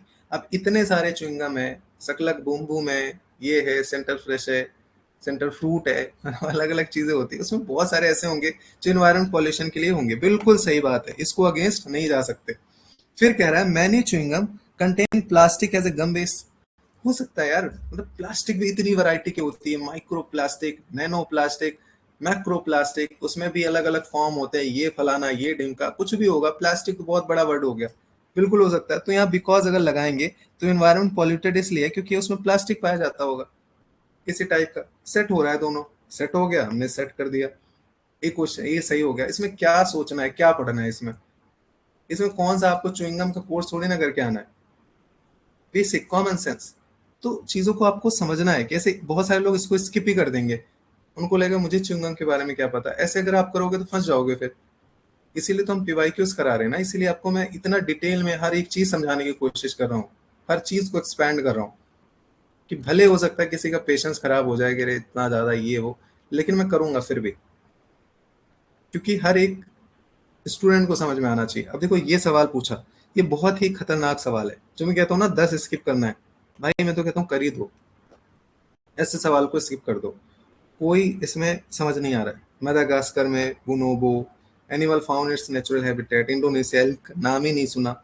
Brazil इंद्री, नाम ही नहीं सुना। इंद्री इंडिया में है कि ब्राजील में, नहीं पता। ऐसे सवाल को आप स्किप कर दो, या तो मैं हूंगा तो मैं 3 में से 2 वाले में जाऊंगा, और मैं यहाँ पे मार खा के आऊंगा। तो कुछ लोग स्मार्ट होते हैं, वो 90 ही अटेम्प्ट करते हैं, वो 100 वाले में नहीं होते। इसलिए मैंने आपसे बोला कि 100 के चक्कर में मत पड़ो, 10 आप स्किप करो, शायद आप पॉजिटिव में जाओगे। ये मेरे ऐसे सवाल बहुत गलत होते हैं, टू बी ऑनेस्ट। मेरे और अच्छे नंबर आ सकते हैं अगर मैं ज्यादा छेड़खानी मत करूं, क्योंकि इसमें कोई क्लू नहीं है आपके पास। वो होगा भी तो दैट इज वेरी मतलब ऑब्जेक्टिव, कि किसी एक पर्सन के पास है, किसी एक को पता है, दैट इज नॉट मतलब जनरल थिंग। मैं यहाँ पे आपको ऑब्जेक्टिव वाली चीजें नहीं बता सकता, मुझे पता था ये है, यही सही होगा क्योंकि मुझे पता था। मैं आप मुझे वाली चीजें थोड़ी ना आपके लिए अप्लाई होंगी। इट्स ओवरऑल एक पैटर्न, वो मैं आपको बताऊंगा। तो ये तो मैं फंस गया, ये मेरा गलत हो गया, मतलब मैं झूठ नहीं बोलूंगा, ये मेरा गलत है, 100% मैं गलत करके आया। लेकिन आप इसमें मेरे से आगे जा सकते हो स्किप करके। तो कभी कभी स्किप करना भी आपके लिए एज पे होती है चीजें, इसमें कोई भी नहीं सही है। अब वर्ल्ड टॉयलेट ऑर्गेनाइजेशन, अब इसके बारे में हमें थोड़ा सा सोचना है। क्या कह रहा है कि World Toilet Organization it is one of the agencies of United Nation की एजेंसी है। यूनाइटेड नेशन की इतनी सारी एजेंसी है ना, अगर कोई सीरियस कैंडिडेट होगा तो नाम सुना होगा वर्ल्ड टॉयलेट ऑर्गेनाइजेशन। WHO पढ़ते हो, ये है फलाना एडिम का है, कभी सर टॉयलेट ऑर्गेनाइजेशन के बारे में पढ़ा? एनजीओ हो सकता है यार, एजेंसी यूनाइटेड नेशन की बहुत बड़ी चीज हो गई। वो अगर होगा तो हमें पता ही पता होगा। तो ये मुझे थोड़ा सा, मैं इस पर क्वेश्चन मार्क मारूंगा। दूसरा, World Toilet Day, World Toilet Summit, ये समिट होता है। World Toilet Day and World Toilet colleague are the initiative. देखो इनिशिएटिव बहुत ही सॉफ्ट और बहुत ही पॉजिटिव स्टेटमेंट है। अगर वर्ल्ड टॉयलेट समिट बन रहा है, टॉयलेट ऑर्गेनाइजेशन है, तो कुछ अच्छा ही करेंगे ना। Of the organization to inspire, मतलब इंस्पायर कर रहे हैं लोगों को, जागरूक कर रहे हैं to tackle the global sanitation crisis. इतना पॉजिटिव स्टेटमेंट है, सॉफ्ट स्टेटमेंट है। जब भी आपसे कोई स्टेटमेंट वाली चीजें होंगी उसके बारे में, एक स्टेटमेंट हमेशा सही होगा। दूसरी चीज नोट कर लो, जो उसके बारे में फीचर बताएगा। ये वर्ल्ड टॉयलेट ऑर्गेनाइजेशन के बारे में फीचर बता रहा है, काम क्या करता है, और ये हमेशा सही होता है। ये आपको पकड़ना है। तो ये तो सबसे सॉफ्ट है, इसको तो मैं साइड निकाल लूंगा कि ये हमारे हीरो हीरा लाल हैं, ये हमारे सही होंगे। अब तीसरा आते हैं, अभी पहला वाला मेरे डाउट में है, मुझे नहीं पता। तीसरा आते हैं, the main focus of its function is to grant fund. Fund grant करना भैया सबसे बड़ी चीज है। बहुत बड़े बड़े लोग, बहुत अमीर ऑर्गेनाइजेशन होती है वही कर पाते, सारे नहीं कर पाते। To the least developed country, least developed क्या होता है? डेवलप्ड होगा या डेवलपिंग होगा, लीस्ट डेवलपिंग होगा। लीस्ट डेवलप्ड तो मैं पहली बार सुन रहा हूँ नाम। तो आपने सुना है कभी लीस्ट डेवलप्ड? ये क्या होता है? Countries and developing country to achieve open defecation. तो ये तो मैं ऐसे ही हटा दूंगा। तो तीन तो मेरे भाई साहब हट गए। अब मैं 2 and 1 and 2 पे जाऊंगा। अब आपका मामला फंसेगा यहाँ पे, फिर भी क्लोज आ गए ना। अब क्लोज आया तो मुझे तो करना ही करना है। आप भी करोगे करोगे कि नहीं, मैं आपको बताया कि आपको ट्राई करना ही। अब one of the agencies of the United Nation, अब यहाँ पे आपका कॉन्फिडेंस काम आएगा। If you are a serious candidate, if you are studying hard, if you have done lots of thing, trust me, आप इसके अगेंस्ट जाओगे कि नहीं है ये। और यही कॉन्फिडेंस काम आता है, यही बेसिक आपका जो चीजें है ना, मेहनत यही काम आती है। मैं छोटी छोटी चीजें आपको बता रहा हूँ। लेकिन किसी ने अगर चीजें सही से नहीं करी है, and that person is under prepared, ठीक है, उसको बहुत वेगनेस है, क्लैरिटी नहीं है, बहुत जल्दी की चीजें, शॉर्टकट चीजें हैं, तो वो इसके साथ चला जाएगा। तो ये आपका डिफरेंस क्रिएट करेगा, ये आपका डिफरेंस क्रिएट करेगा। तो it's person to person. But मैं कभी वर्ल्ड टॉयलेट ऑर्गेनाइजेशन नहीं पढ़ा 3-4 साल में, ये सीधे यूपीएससी के एग्जाम में चीजें आई वही देखा हूँ। तो अगर यूनाइटेड नेशन की एजेंसी होती मैं पढ़ा होता। मैं स्पेशलाइज जो एजेंसी है 16-17 उनको भी लिख के बैठा हूँ। मैं वैसे भी जो एजेंसीज के नाम आते हैं उनको भी पता है। ठीक है, तो ये चीजें आप ध्यान रखना कि आपको कैसे सॉल्व करना है। तो personally I would go only for 2। आप लोग बताओ किसके साथ जाओगे? लीस्ट डेवलप्ड कंट्री की बात हो रही है यार, डेवलपिंग नहीं। पहले सुनो तो, सामने बोल रहा हूँ उसको भी नहीं समझ पा रहे हो। बांग्लादेश एग्जाम्पल है लीस्ट डेवलपिंग कंट्री का, ये डेवलप्ड की बात कर रहा है। डेवलप डेवलपिंग के बारे में डिफरेंस पता है ना? डेवलप्ड मतलब जो डेवलप्ड हो चुके हैं, लाइक यूरोपियन नेशंस। हाँ, नेक्स्ट चीज है कि जो ऑर्गेनाइजेशन होते हैं, दूसरी चीज इस पे ध्यान रखना, मेरा बायस जो है, जो मैंने एक पैटर्न देखा है, वो मोस्टली जो है वो रॉन्ग होते हैं। दूसरी चीज है, तो पहले मैंने आपको एक सब्जेक्टिव चीज बताई, एक ओवरऑल, कि आप ट्रिक्स भूल जाओ। दूसरा मैं आपको ट्रिक बता रहा हूँ। तो दोनों बेसिस पे मैं पहला हटा दूंगा, दोनों बेसिस पे मैं पहला हटा देता। ठीक। तो ये चीजें आप ध्यान रखना कि जो ऑर्गेनाइजेशन होते हैं वो जनरली गलत होते हैं, जनरली गलत होते हैं। दूसरा, कॉन्फिडेंस। तो मेरे पास दोनों था। अगर आपके पास कॉन्फिडेंस नहीं है अंडर पीरियड, फिर भी आपको ये चूज करना है कि ऑर्गेनाइजेशन जो होते हैं गलत होते हैं। हम अभी देखेंगे पीवाईक्यूज में और भी चीजें देखेंगे। अब देखो ये बहुत ही प्यारा सवाल है और बहुत ही आराम से किया जा सकता है। जस्ट ओपन योर ब्रेन, ठीक है, दिमाग खुला रखना। टफ सवाल है, बहुत टफ है, लेकिन आपके लिए नहीं है, हमारे लिए नहीं है, क्योंकि हम स्मार्ट हैं।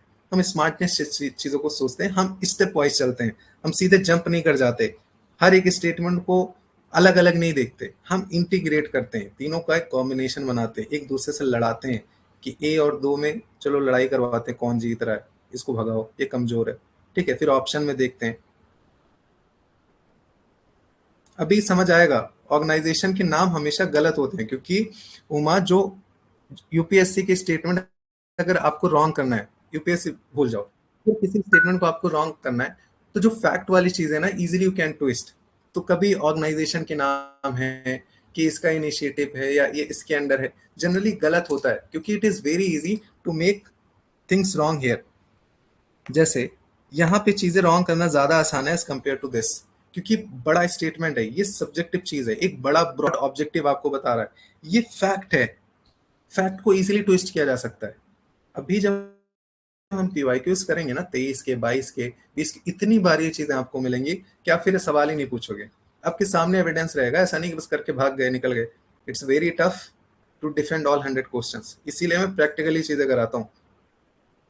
मैं 10 ट्रिक बना के जाके व्यूज दिखा दूं, लोग वाह वाह वाह वाह, नहीं, 100 क्वेश्चन वहां आएंगे आपके पास और 100 के 100 आपको करने हैं। तो हर एक चीज को सही कौन सा है, गलत कौन सा होगा, मैं अपनी गलतियां भी बता रहा हूँ। कुछ चीजें नहीं हो सकती, जैसे अभी हमने ऊपर वाली चीजें डिस्कस करी, ये नहीं सही किया जा सकता, ये भी आपको समझना है। That is also part of confidence. ये चीजें अगर आप समझ गए तो आपको अंडर कॉन्फिडेंस नहीं होगा वहां पे। नाउ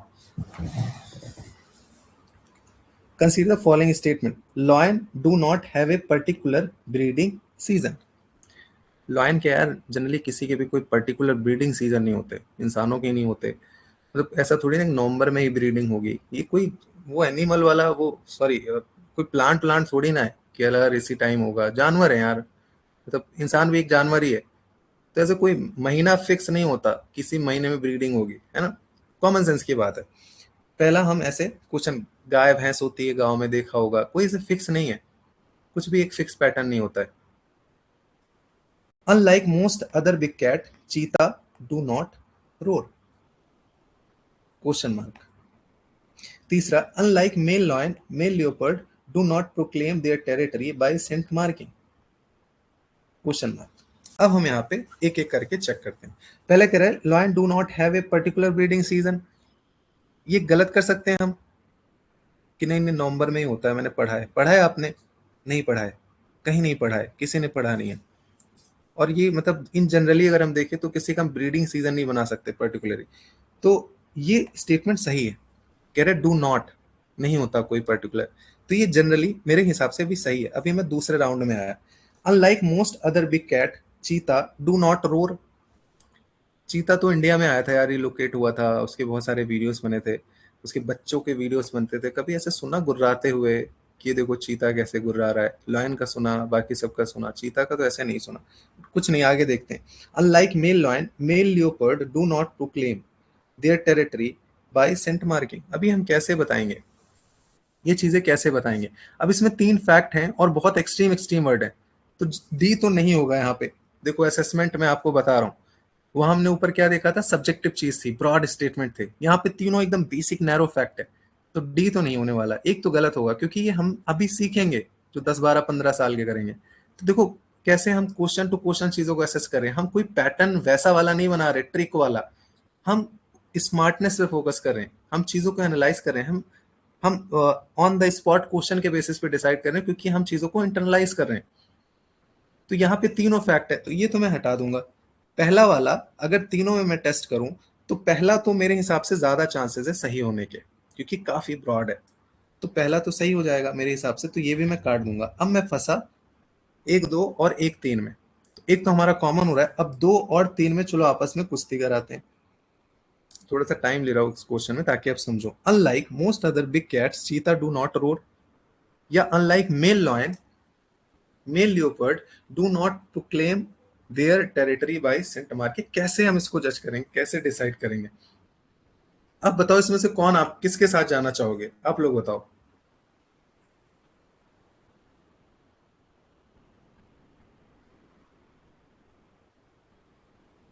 नहीं नहीं, ऑल ऑफ द अबव आप इसलिए मार गए राजवर्धन, क्योंकि आपको ये चीजें नहीं पता ना। मैंने क्या बताया, तीनों बहुत एक्सट्रीम स्टेटमेंट है, तीनों में फैक्ट है एकदम। तो डी तो जनरली नहीं होते हैं ऐसे। आप ये चीजें नोट करना, जो मैं बोल रहा हूँ ना, इसको नोट करना। और आप एक ट्रेंड देखना, पैटर्न। 90% टाइम आपको नहीं मिलेगा डी ऐसे क्वेश्चन में, जो एकदम तीनों ही अलग अलग फैक्ट है। आप लोग बताओ किसके साथ जाते हैं? ए, थर्ड रॉन्ग। थर्ड रॉन्ग, क्योंकि थर्ड जो है वो डिफाइन करना very tough, very very tough. और हमने कभी ऐसे चीता का सुना भी नहीं, इंडिया में आया था।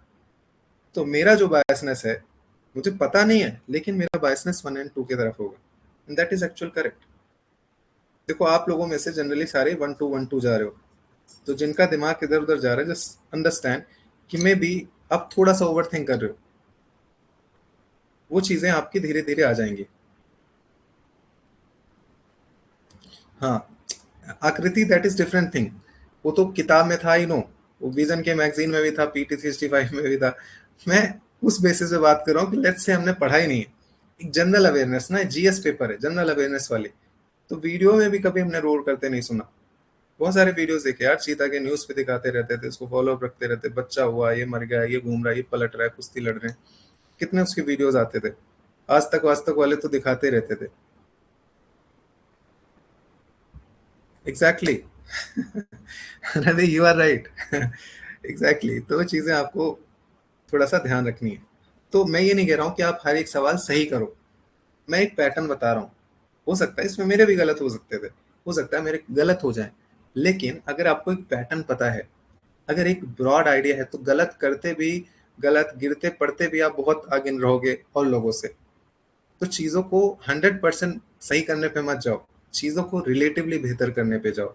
ये दिमाग ध्यान रखना, पैनिक मत करना। जैसे एक आध में आपका नहीं सेट हुआ, आपका दिमाग नहीं चला, तो जैसे कुछ लोग होते हैं फर्स्ट अटेम्प्ट वाले, सेकेंड अटेम्प्ट वाले, कि परेशान हो जाते, पैनिक, मुझे क्यों नहीं समझ में आ रही, ऐसे कैसे सबको आ गया, मैं कैसे, मैं ऐसे। डोंट पैनिक, काम डाउन, है ना, काम डाउन। एक क्वेश्चन डजेंट मैटर, बहुत सारी चीजें सीखने को, वो भी अपने आप धीरे धीरे आ जाएंगी। नहीं आएंगी तो आई एम हियर। पैनिक मत करना, ठीक है? पैनिक करने लगते हैं, मैं भी आपके ही जैसे था एक टाइम पे। समझो चीजों को। 26, 100 मिलियंस फार्मर। अब ये हम कहीं पढ़ते नहीं है, ये अब कहीं पढ़ नहीं सकते, लेकिन हम इसको समझ सकते हैं। कैसे? ब्रॉड स्टेटमेंट ढूंढो, जनरली सही होते हैं, और हम चीजों को थोड़ा सा देखते हैं। थोड़ा टफ है, लेकिन हम पढ़ेंगे तो आंसर ले आएंगे, थोड़ा टाइम लेगा। It is a platform, 100 millions farmer, 100 millions मतलब 10 करोड़, 10 करोड़ फार्मर। कौन? फार्मर। अब हमारा ही क्लियर हो गया। कह रहा it is a platform for accelerating transition towards food and water system that are net zero carbon nature positive and that aims to increase farmer resilience. कितना सॉफ्ट स्टेटमेंट, कितनी ब्रॉड बातें हुई है। ये नहीं कह रहा है कि हम 5 लाख करोड़ बना देंगे, ये कर देंगे, डबल इनकम कर देंगे। कह रहा है कि प्लेटफॉर्म है जो एसेलरेट करेगा ट्रांजिशन की तरफ, मतलब एसेलरेट करना। ये नहीं कह रहा कि पूरा कंप्लीटली कर देंगे, एसेलरेट करेंगे किस चीज में? ट्रांजिशन में। ये भी नहीं कह रहा कि हम चीजों को बना देंगे। Towards food and water system that are net zero, towards उसकी ओर, ना कि कंप्लीटली उसको बनाएगा।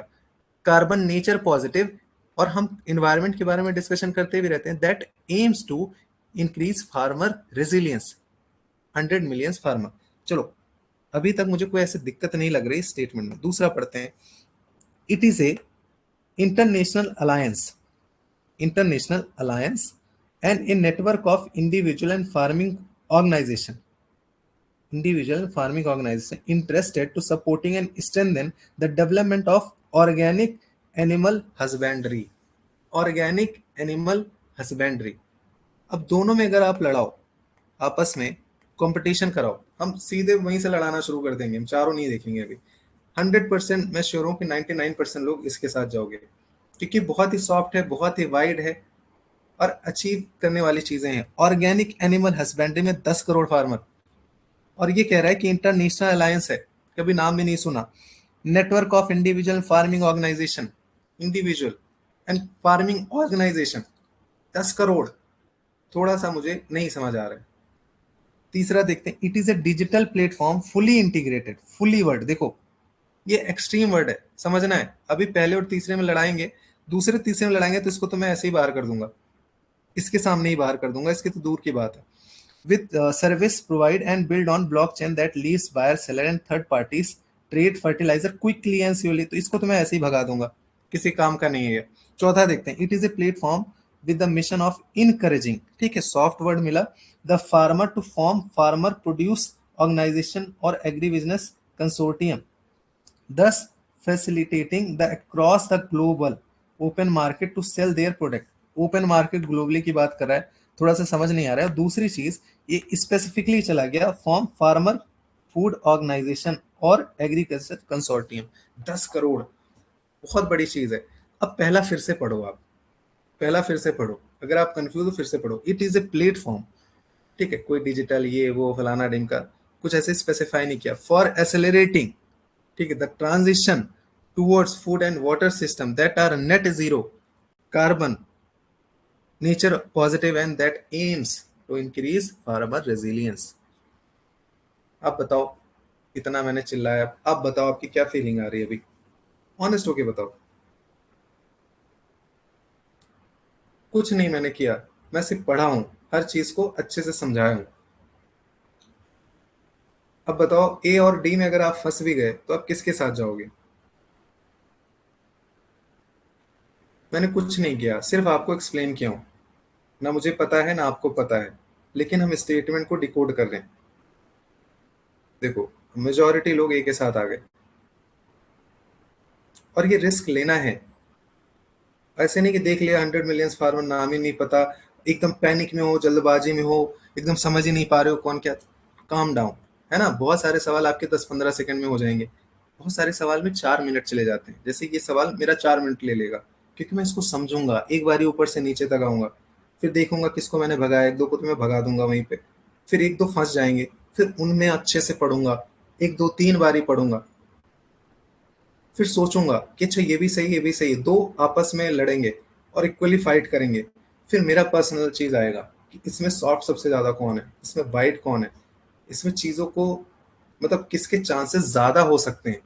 आपके अंदर जो फीलिंग आएगी मार दो। अगर उस केसेस में भी गलत हो गया ना, सो डू नॉट वेरी, तो वो आपका फॉल्ट नहीं है,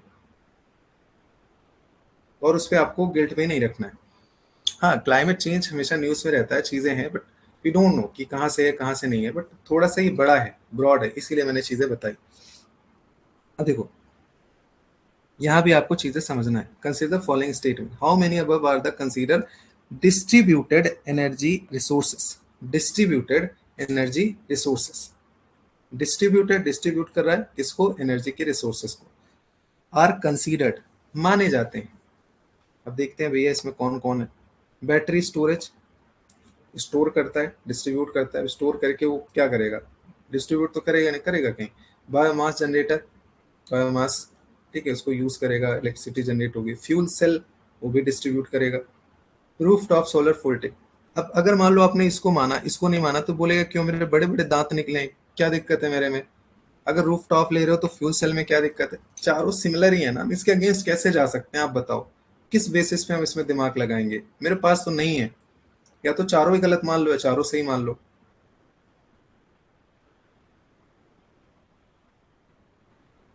ठीक है ठीक है, पूजा नहीं करेंगे।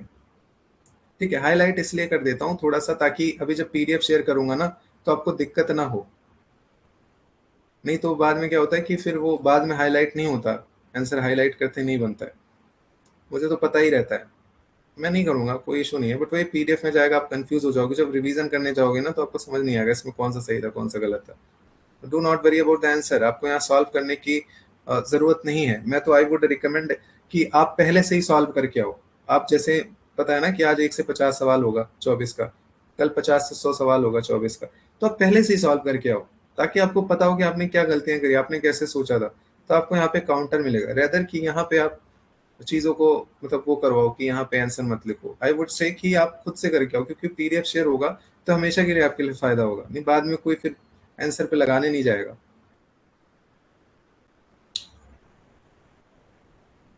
Uma not possible. हम एक के लिए चीजें वैसे नहीं कर सकते ना कि जैसे जैसे आप चाहो चीजें हो जाएंगी। It's not possible.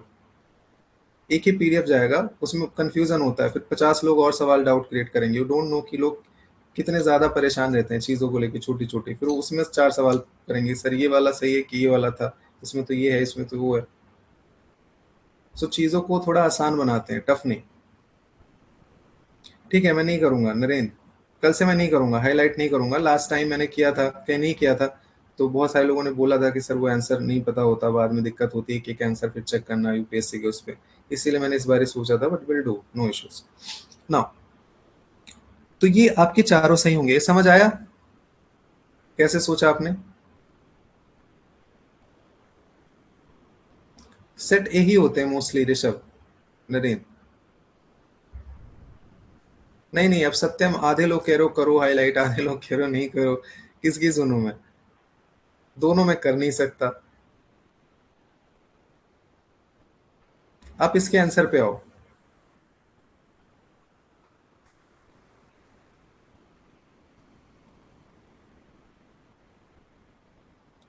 आधे लोग कह रहे हो हाईलाइट रहने दो, बताओ इसी में इतना वेगनेस है।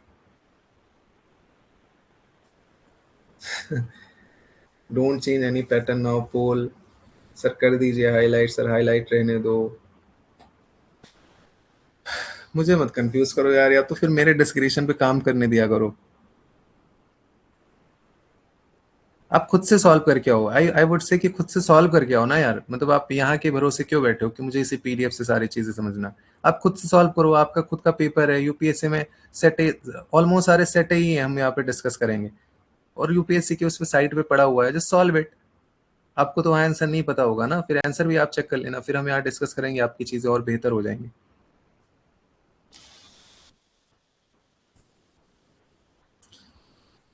चलो चलो ठीक है, अभी इसको यहीं पे खत्म करते हैं। या तो मैं एक एक में, एक ईयर में मैं हाईलाइट करके दूं, एक में न दूं। बट मैं हाईलाइट नहीं करूंगा, मतलब आई वुड से कि ठीक है, मतलब आप लोग खुद से सॉल्व करो थोड़ा सा, बाद में देख लिया जाएगा जैसे भी होगा। कोशिश करेंगे कि आपको भेज दिया जाए हाईलाइटेड वन।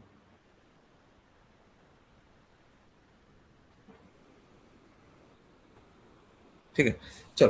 तो ये वाला समझ आ गया। 27, चारों ऑलमोस्ट एक दूसरे को कॉम्प्लीमेंट कर रहे हैं, कुछ अलग नहीं है इसमें, कुछ आउट ऑफ बॉक्स चीजें नहीं आ गई।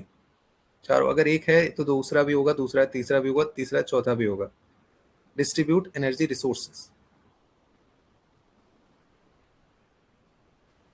अब बस करो, अब जो मैं पूछ रहा हूँ वो बता दो।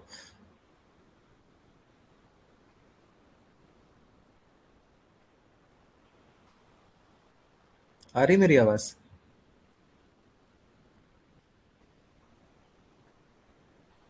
Hello everyone, good morning. कहाँ सो गए क्या आधे लोग? ओके, नाउ नेक्स्ट 28 हम करते हैं। अभी 28 क्या है कि लक बेस्ड सवाल है। कैसे लक बेस है? सी सैट अगर आप करते हो, सी सैट में आपको पैसेजेस करवाऊंगा, ठीक है, पैसेज हम बहुत अच्छे से करेंगे। आपको स्किप नहीं करना है, मोस्टली पैसेज ही आपको क्वालिफाई करा देगा अगर बेसिक आपने मैथ्स और रीजनिंग कर लिया। तो हम पैसेजेस करवाएंगे। तो जब मैंने पैसेज भी करवाया भी था 22 में, 23 में, उसमें फिग वाला भी करवाया था और आया था 2022 में था आई थिंक, या 21 में था, आई डोंट नो एग्जैक्टली, 20 या 21 में था।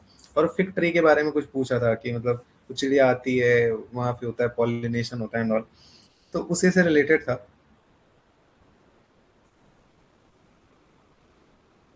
हम्म, ठीक है। Which of the following shows is unique relationship with the insects? ठीक है, unique relationship insects that has been coevolve with it, co-evolved with it, and that is only insects that can pollinate with this tree. क्या है? महुआ, sandalwood, सिल्कवुड। ये तो मैं ऐसे ही हटा दूंगा। सैंडलवुड, महुआ तो देखते रहते हैं। फिग थोड़ा अजीब सा नाम लग रहा है, फिग। और ये सी सेट अगर आपने करा होता तो आप करते, नहीं तो स्किप कर दो ऐसे सवाल को। जो हम कह रहे हैं ना 10, ये दूसरा वाला स्किप होगा अगर आपको बिल्कुल भी नहीं आ रहा। बट दो तो आप एलिमिनेट कर सकते हो, तो आई वुड से कि जाओ ही जाओ। कितने लोग इसको फिग आता था? देखते हैं किस लेवल का सवाल है ये। स्किप या फिग, आपको बस बताना है। फिग जो है इसका मतलब ये कि आपको आता था, स्किप मतलब नहीं आता था, यही चीजें समझ आ जाएंगी। स्किप या फिग?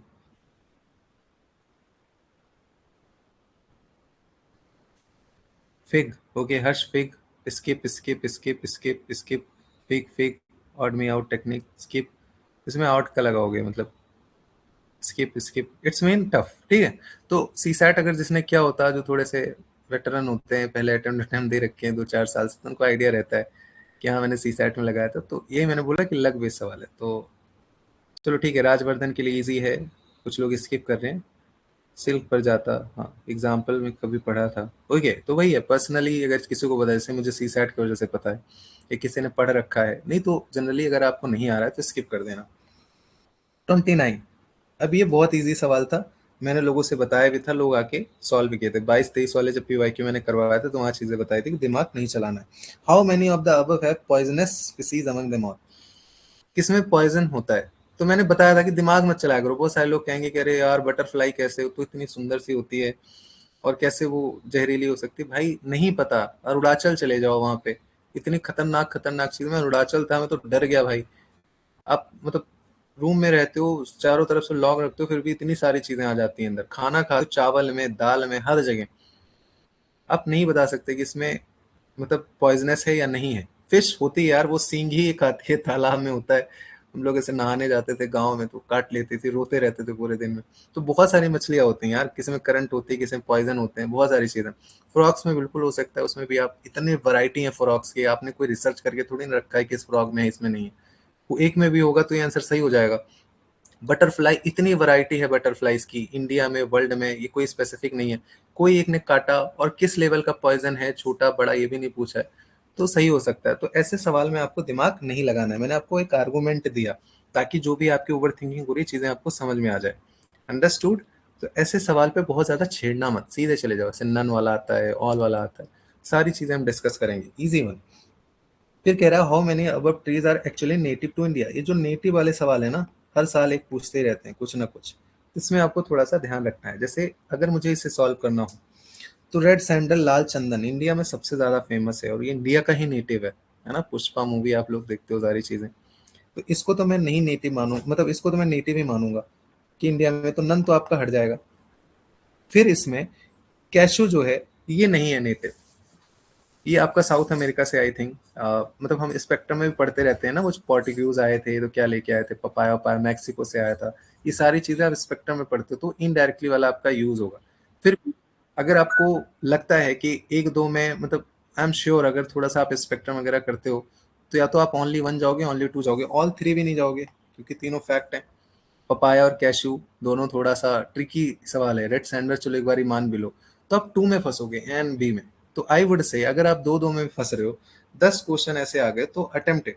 अगर 10 में से वर्स्ट केस में 6 गलत हो गए और 4 भी सही हुए, जो कि 5-5 होनी चाहिए, लेकिन अगर 4 भी सही हुए, तब भी आपके नेट पॉजिटिव 4 मार्क्स होंगे, क्योंकि 2 क्वेश्चन यहाँ कट जाएंगे 6 के, और 2 क्वेश्चन आपके नेट सही होंगे, तो 4 मार्क्स आपके बढ़ेंगे। तो आपको ध्यान रखना है, ठीक है। ऐसे सवाल को आपको ध्यान रखना है। क्लोज, जितना भी हो सके क्लोज जाने की कोशिश करो। महेंद्र सिंह धोनी की बहुत खास बात थी कि जब वो क्रिकेट खेलते थे ना, तो हमेशा मैच को लंबा लेके जाते थे, 1-1, 2-2, 1-1, 2-2, 1-1, 2-2, रन बढ़ाते जाते थे, बढ़ाते जाते, फिर आखिर में जाके खींचते थे। तो कोशिश करो क्लोज जाने की। भागने, भागना नहीं है, देखते भाग गए, दिमाग चलाओ। हर एक का आंसर करेक्ट नहीं लाया जा सकता, लेकिन क्लोज ला सकते हैं, वो भी आपका कहीं ना कहीं अचीवमेंट होता है। कैश्यू टू पोर्टुगीज, बिल्कुल सही। देखो आपने पढ़ा इस स्पेक्ट्रम में, तो अगर थोड़ा सा भी अप्लाई करोगे तो आराम से कर लोगे।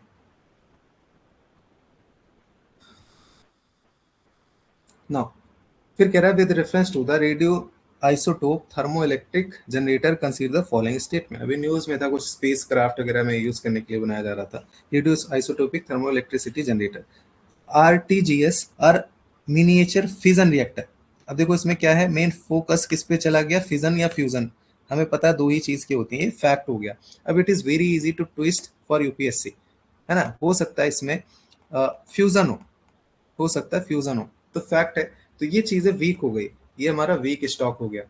हमें आइडेंटिफाई करना है स्टेटमेंट को, ध्यान रखना, ठीक है। 3 स्टेटमेंट है। RTCR used for powering the onboard system of space craft, इसीलिए न्यूज में था, यूज होता होगा। Radio isotopic thermo electric generator है, जनरेटर की बात कर रहा है, तो जनरेटर यूज कर सकते हैं, होता ही होगा। फिर RTC can use plutonium 238 which is a by product of weapons development. Weapons development का बाई प्रोडक्ट होता है, हम बनाते हैं ना वेपन, तो उसमें प्लूटोनियम 238 पढ़ते रहते हो, वो अलग अलग रिएक्टर होते हैं, फास्ट ब्रीडिंग रिएक्टर, बनते हैं ना, 3 स्टेजेस होते हैं, I I don't know exactly, but आपने थोड़ा बहुत पढ़ा होगा उसमें चीजें। तो अगर आपको इसमें से एक हटाना है तो आप किसको हटाओगे? आप बताओ, एक कौन सा हटाओगे? एक हटाओ, बस आंसर मिल गया। जो आपको लग रहा है कि it's very easy to twist. और ये हम पैटर्न देखते हैं, मतलब जो सबसे फैक्चुअल चीजें होती है वो ज्यादा चांसेस होते हैं गलत होने के। एक हटाओगे आप तो आपको आंसर मिल जाएगा 2 एंड 3। अब यहाँ पे दिमाग चलेगा क्या पता सही हो, तो फिर वही है कि क्या पता अगर सही है, आप खुद से ही सोचने जाओगे तो फिर चीजों का फिर कोई अंत नहीं है। हमें पास्ट के बेसिस पे करना है। This is PYQ analysis. We are doing analysis here, we are not predicting. तो ये चीजें आपको ध्यान में रखनी है।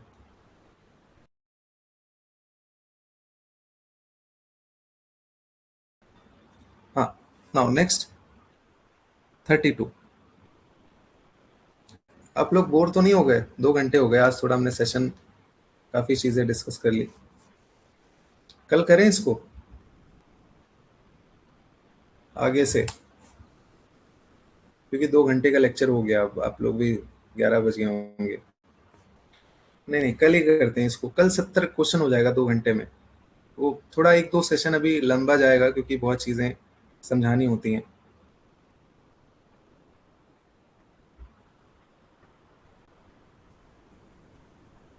नहीं नहीं, कल करते हैं, है ना, 11 बज गए। हाँ ठीक है, कल करते हैं। आप लोग थोड़ा लंबा खिंच गया क्योंकि बहुत चीजें बतानी है, but I hope you are enjoying. समझ आ रहा है?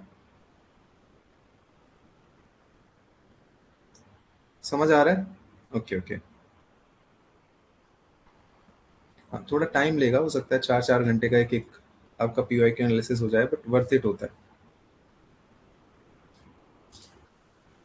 ये एनालिसिस देख के सर विश्वास हो गया, पेपर सॉल्व करना आर्ट है। All of us go with multiple cognitive bias that hinder logic deduction. One key lesson from this session, be open to broad ideas conception. Thanks sir. Okay okay okay, चलो ठीक है, good. I hope you are understanding. चलो, मजा आ रहा है ना? चलो, take care, good night everyone. आप लोग डिनर वगैरह ले लो, 11 बजने वाले हैं। मैं भी कुछ खा लूँ, और कल हम इसको 70 क्वेश्चन निपटा देंगे। चलो bye, good night, take care. पता नहीं चला 2 आवर।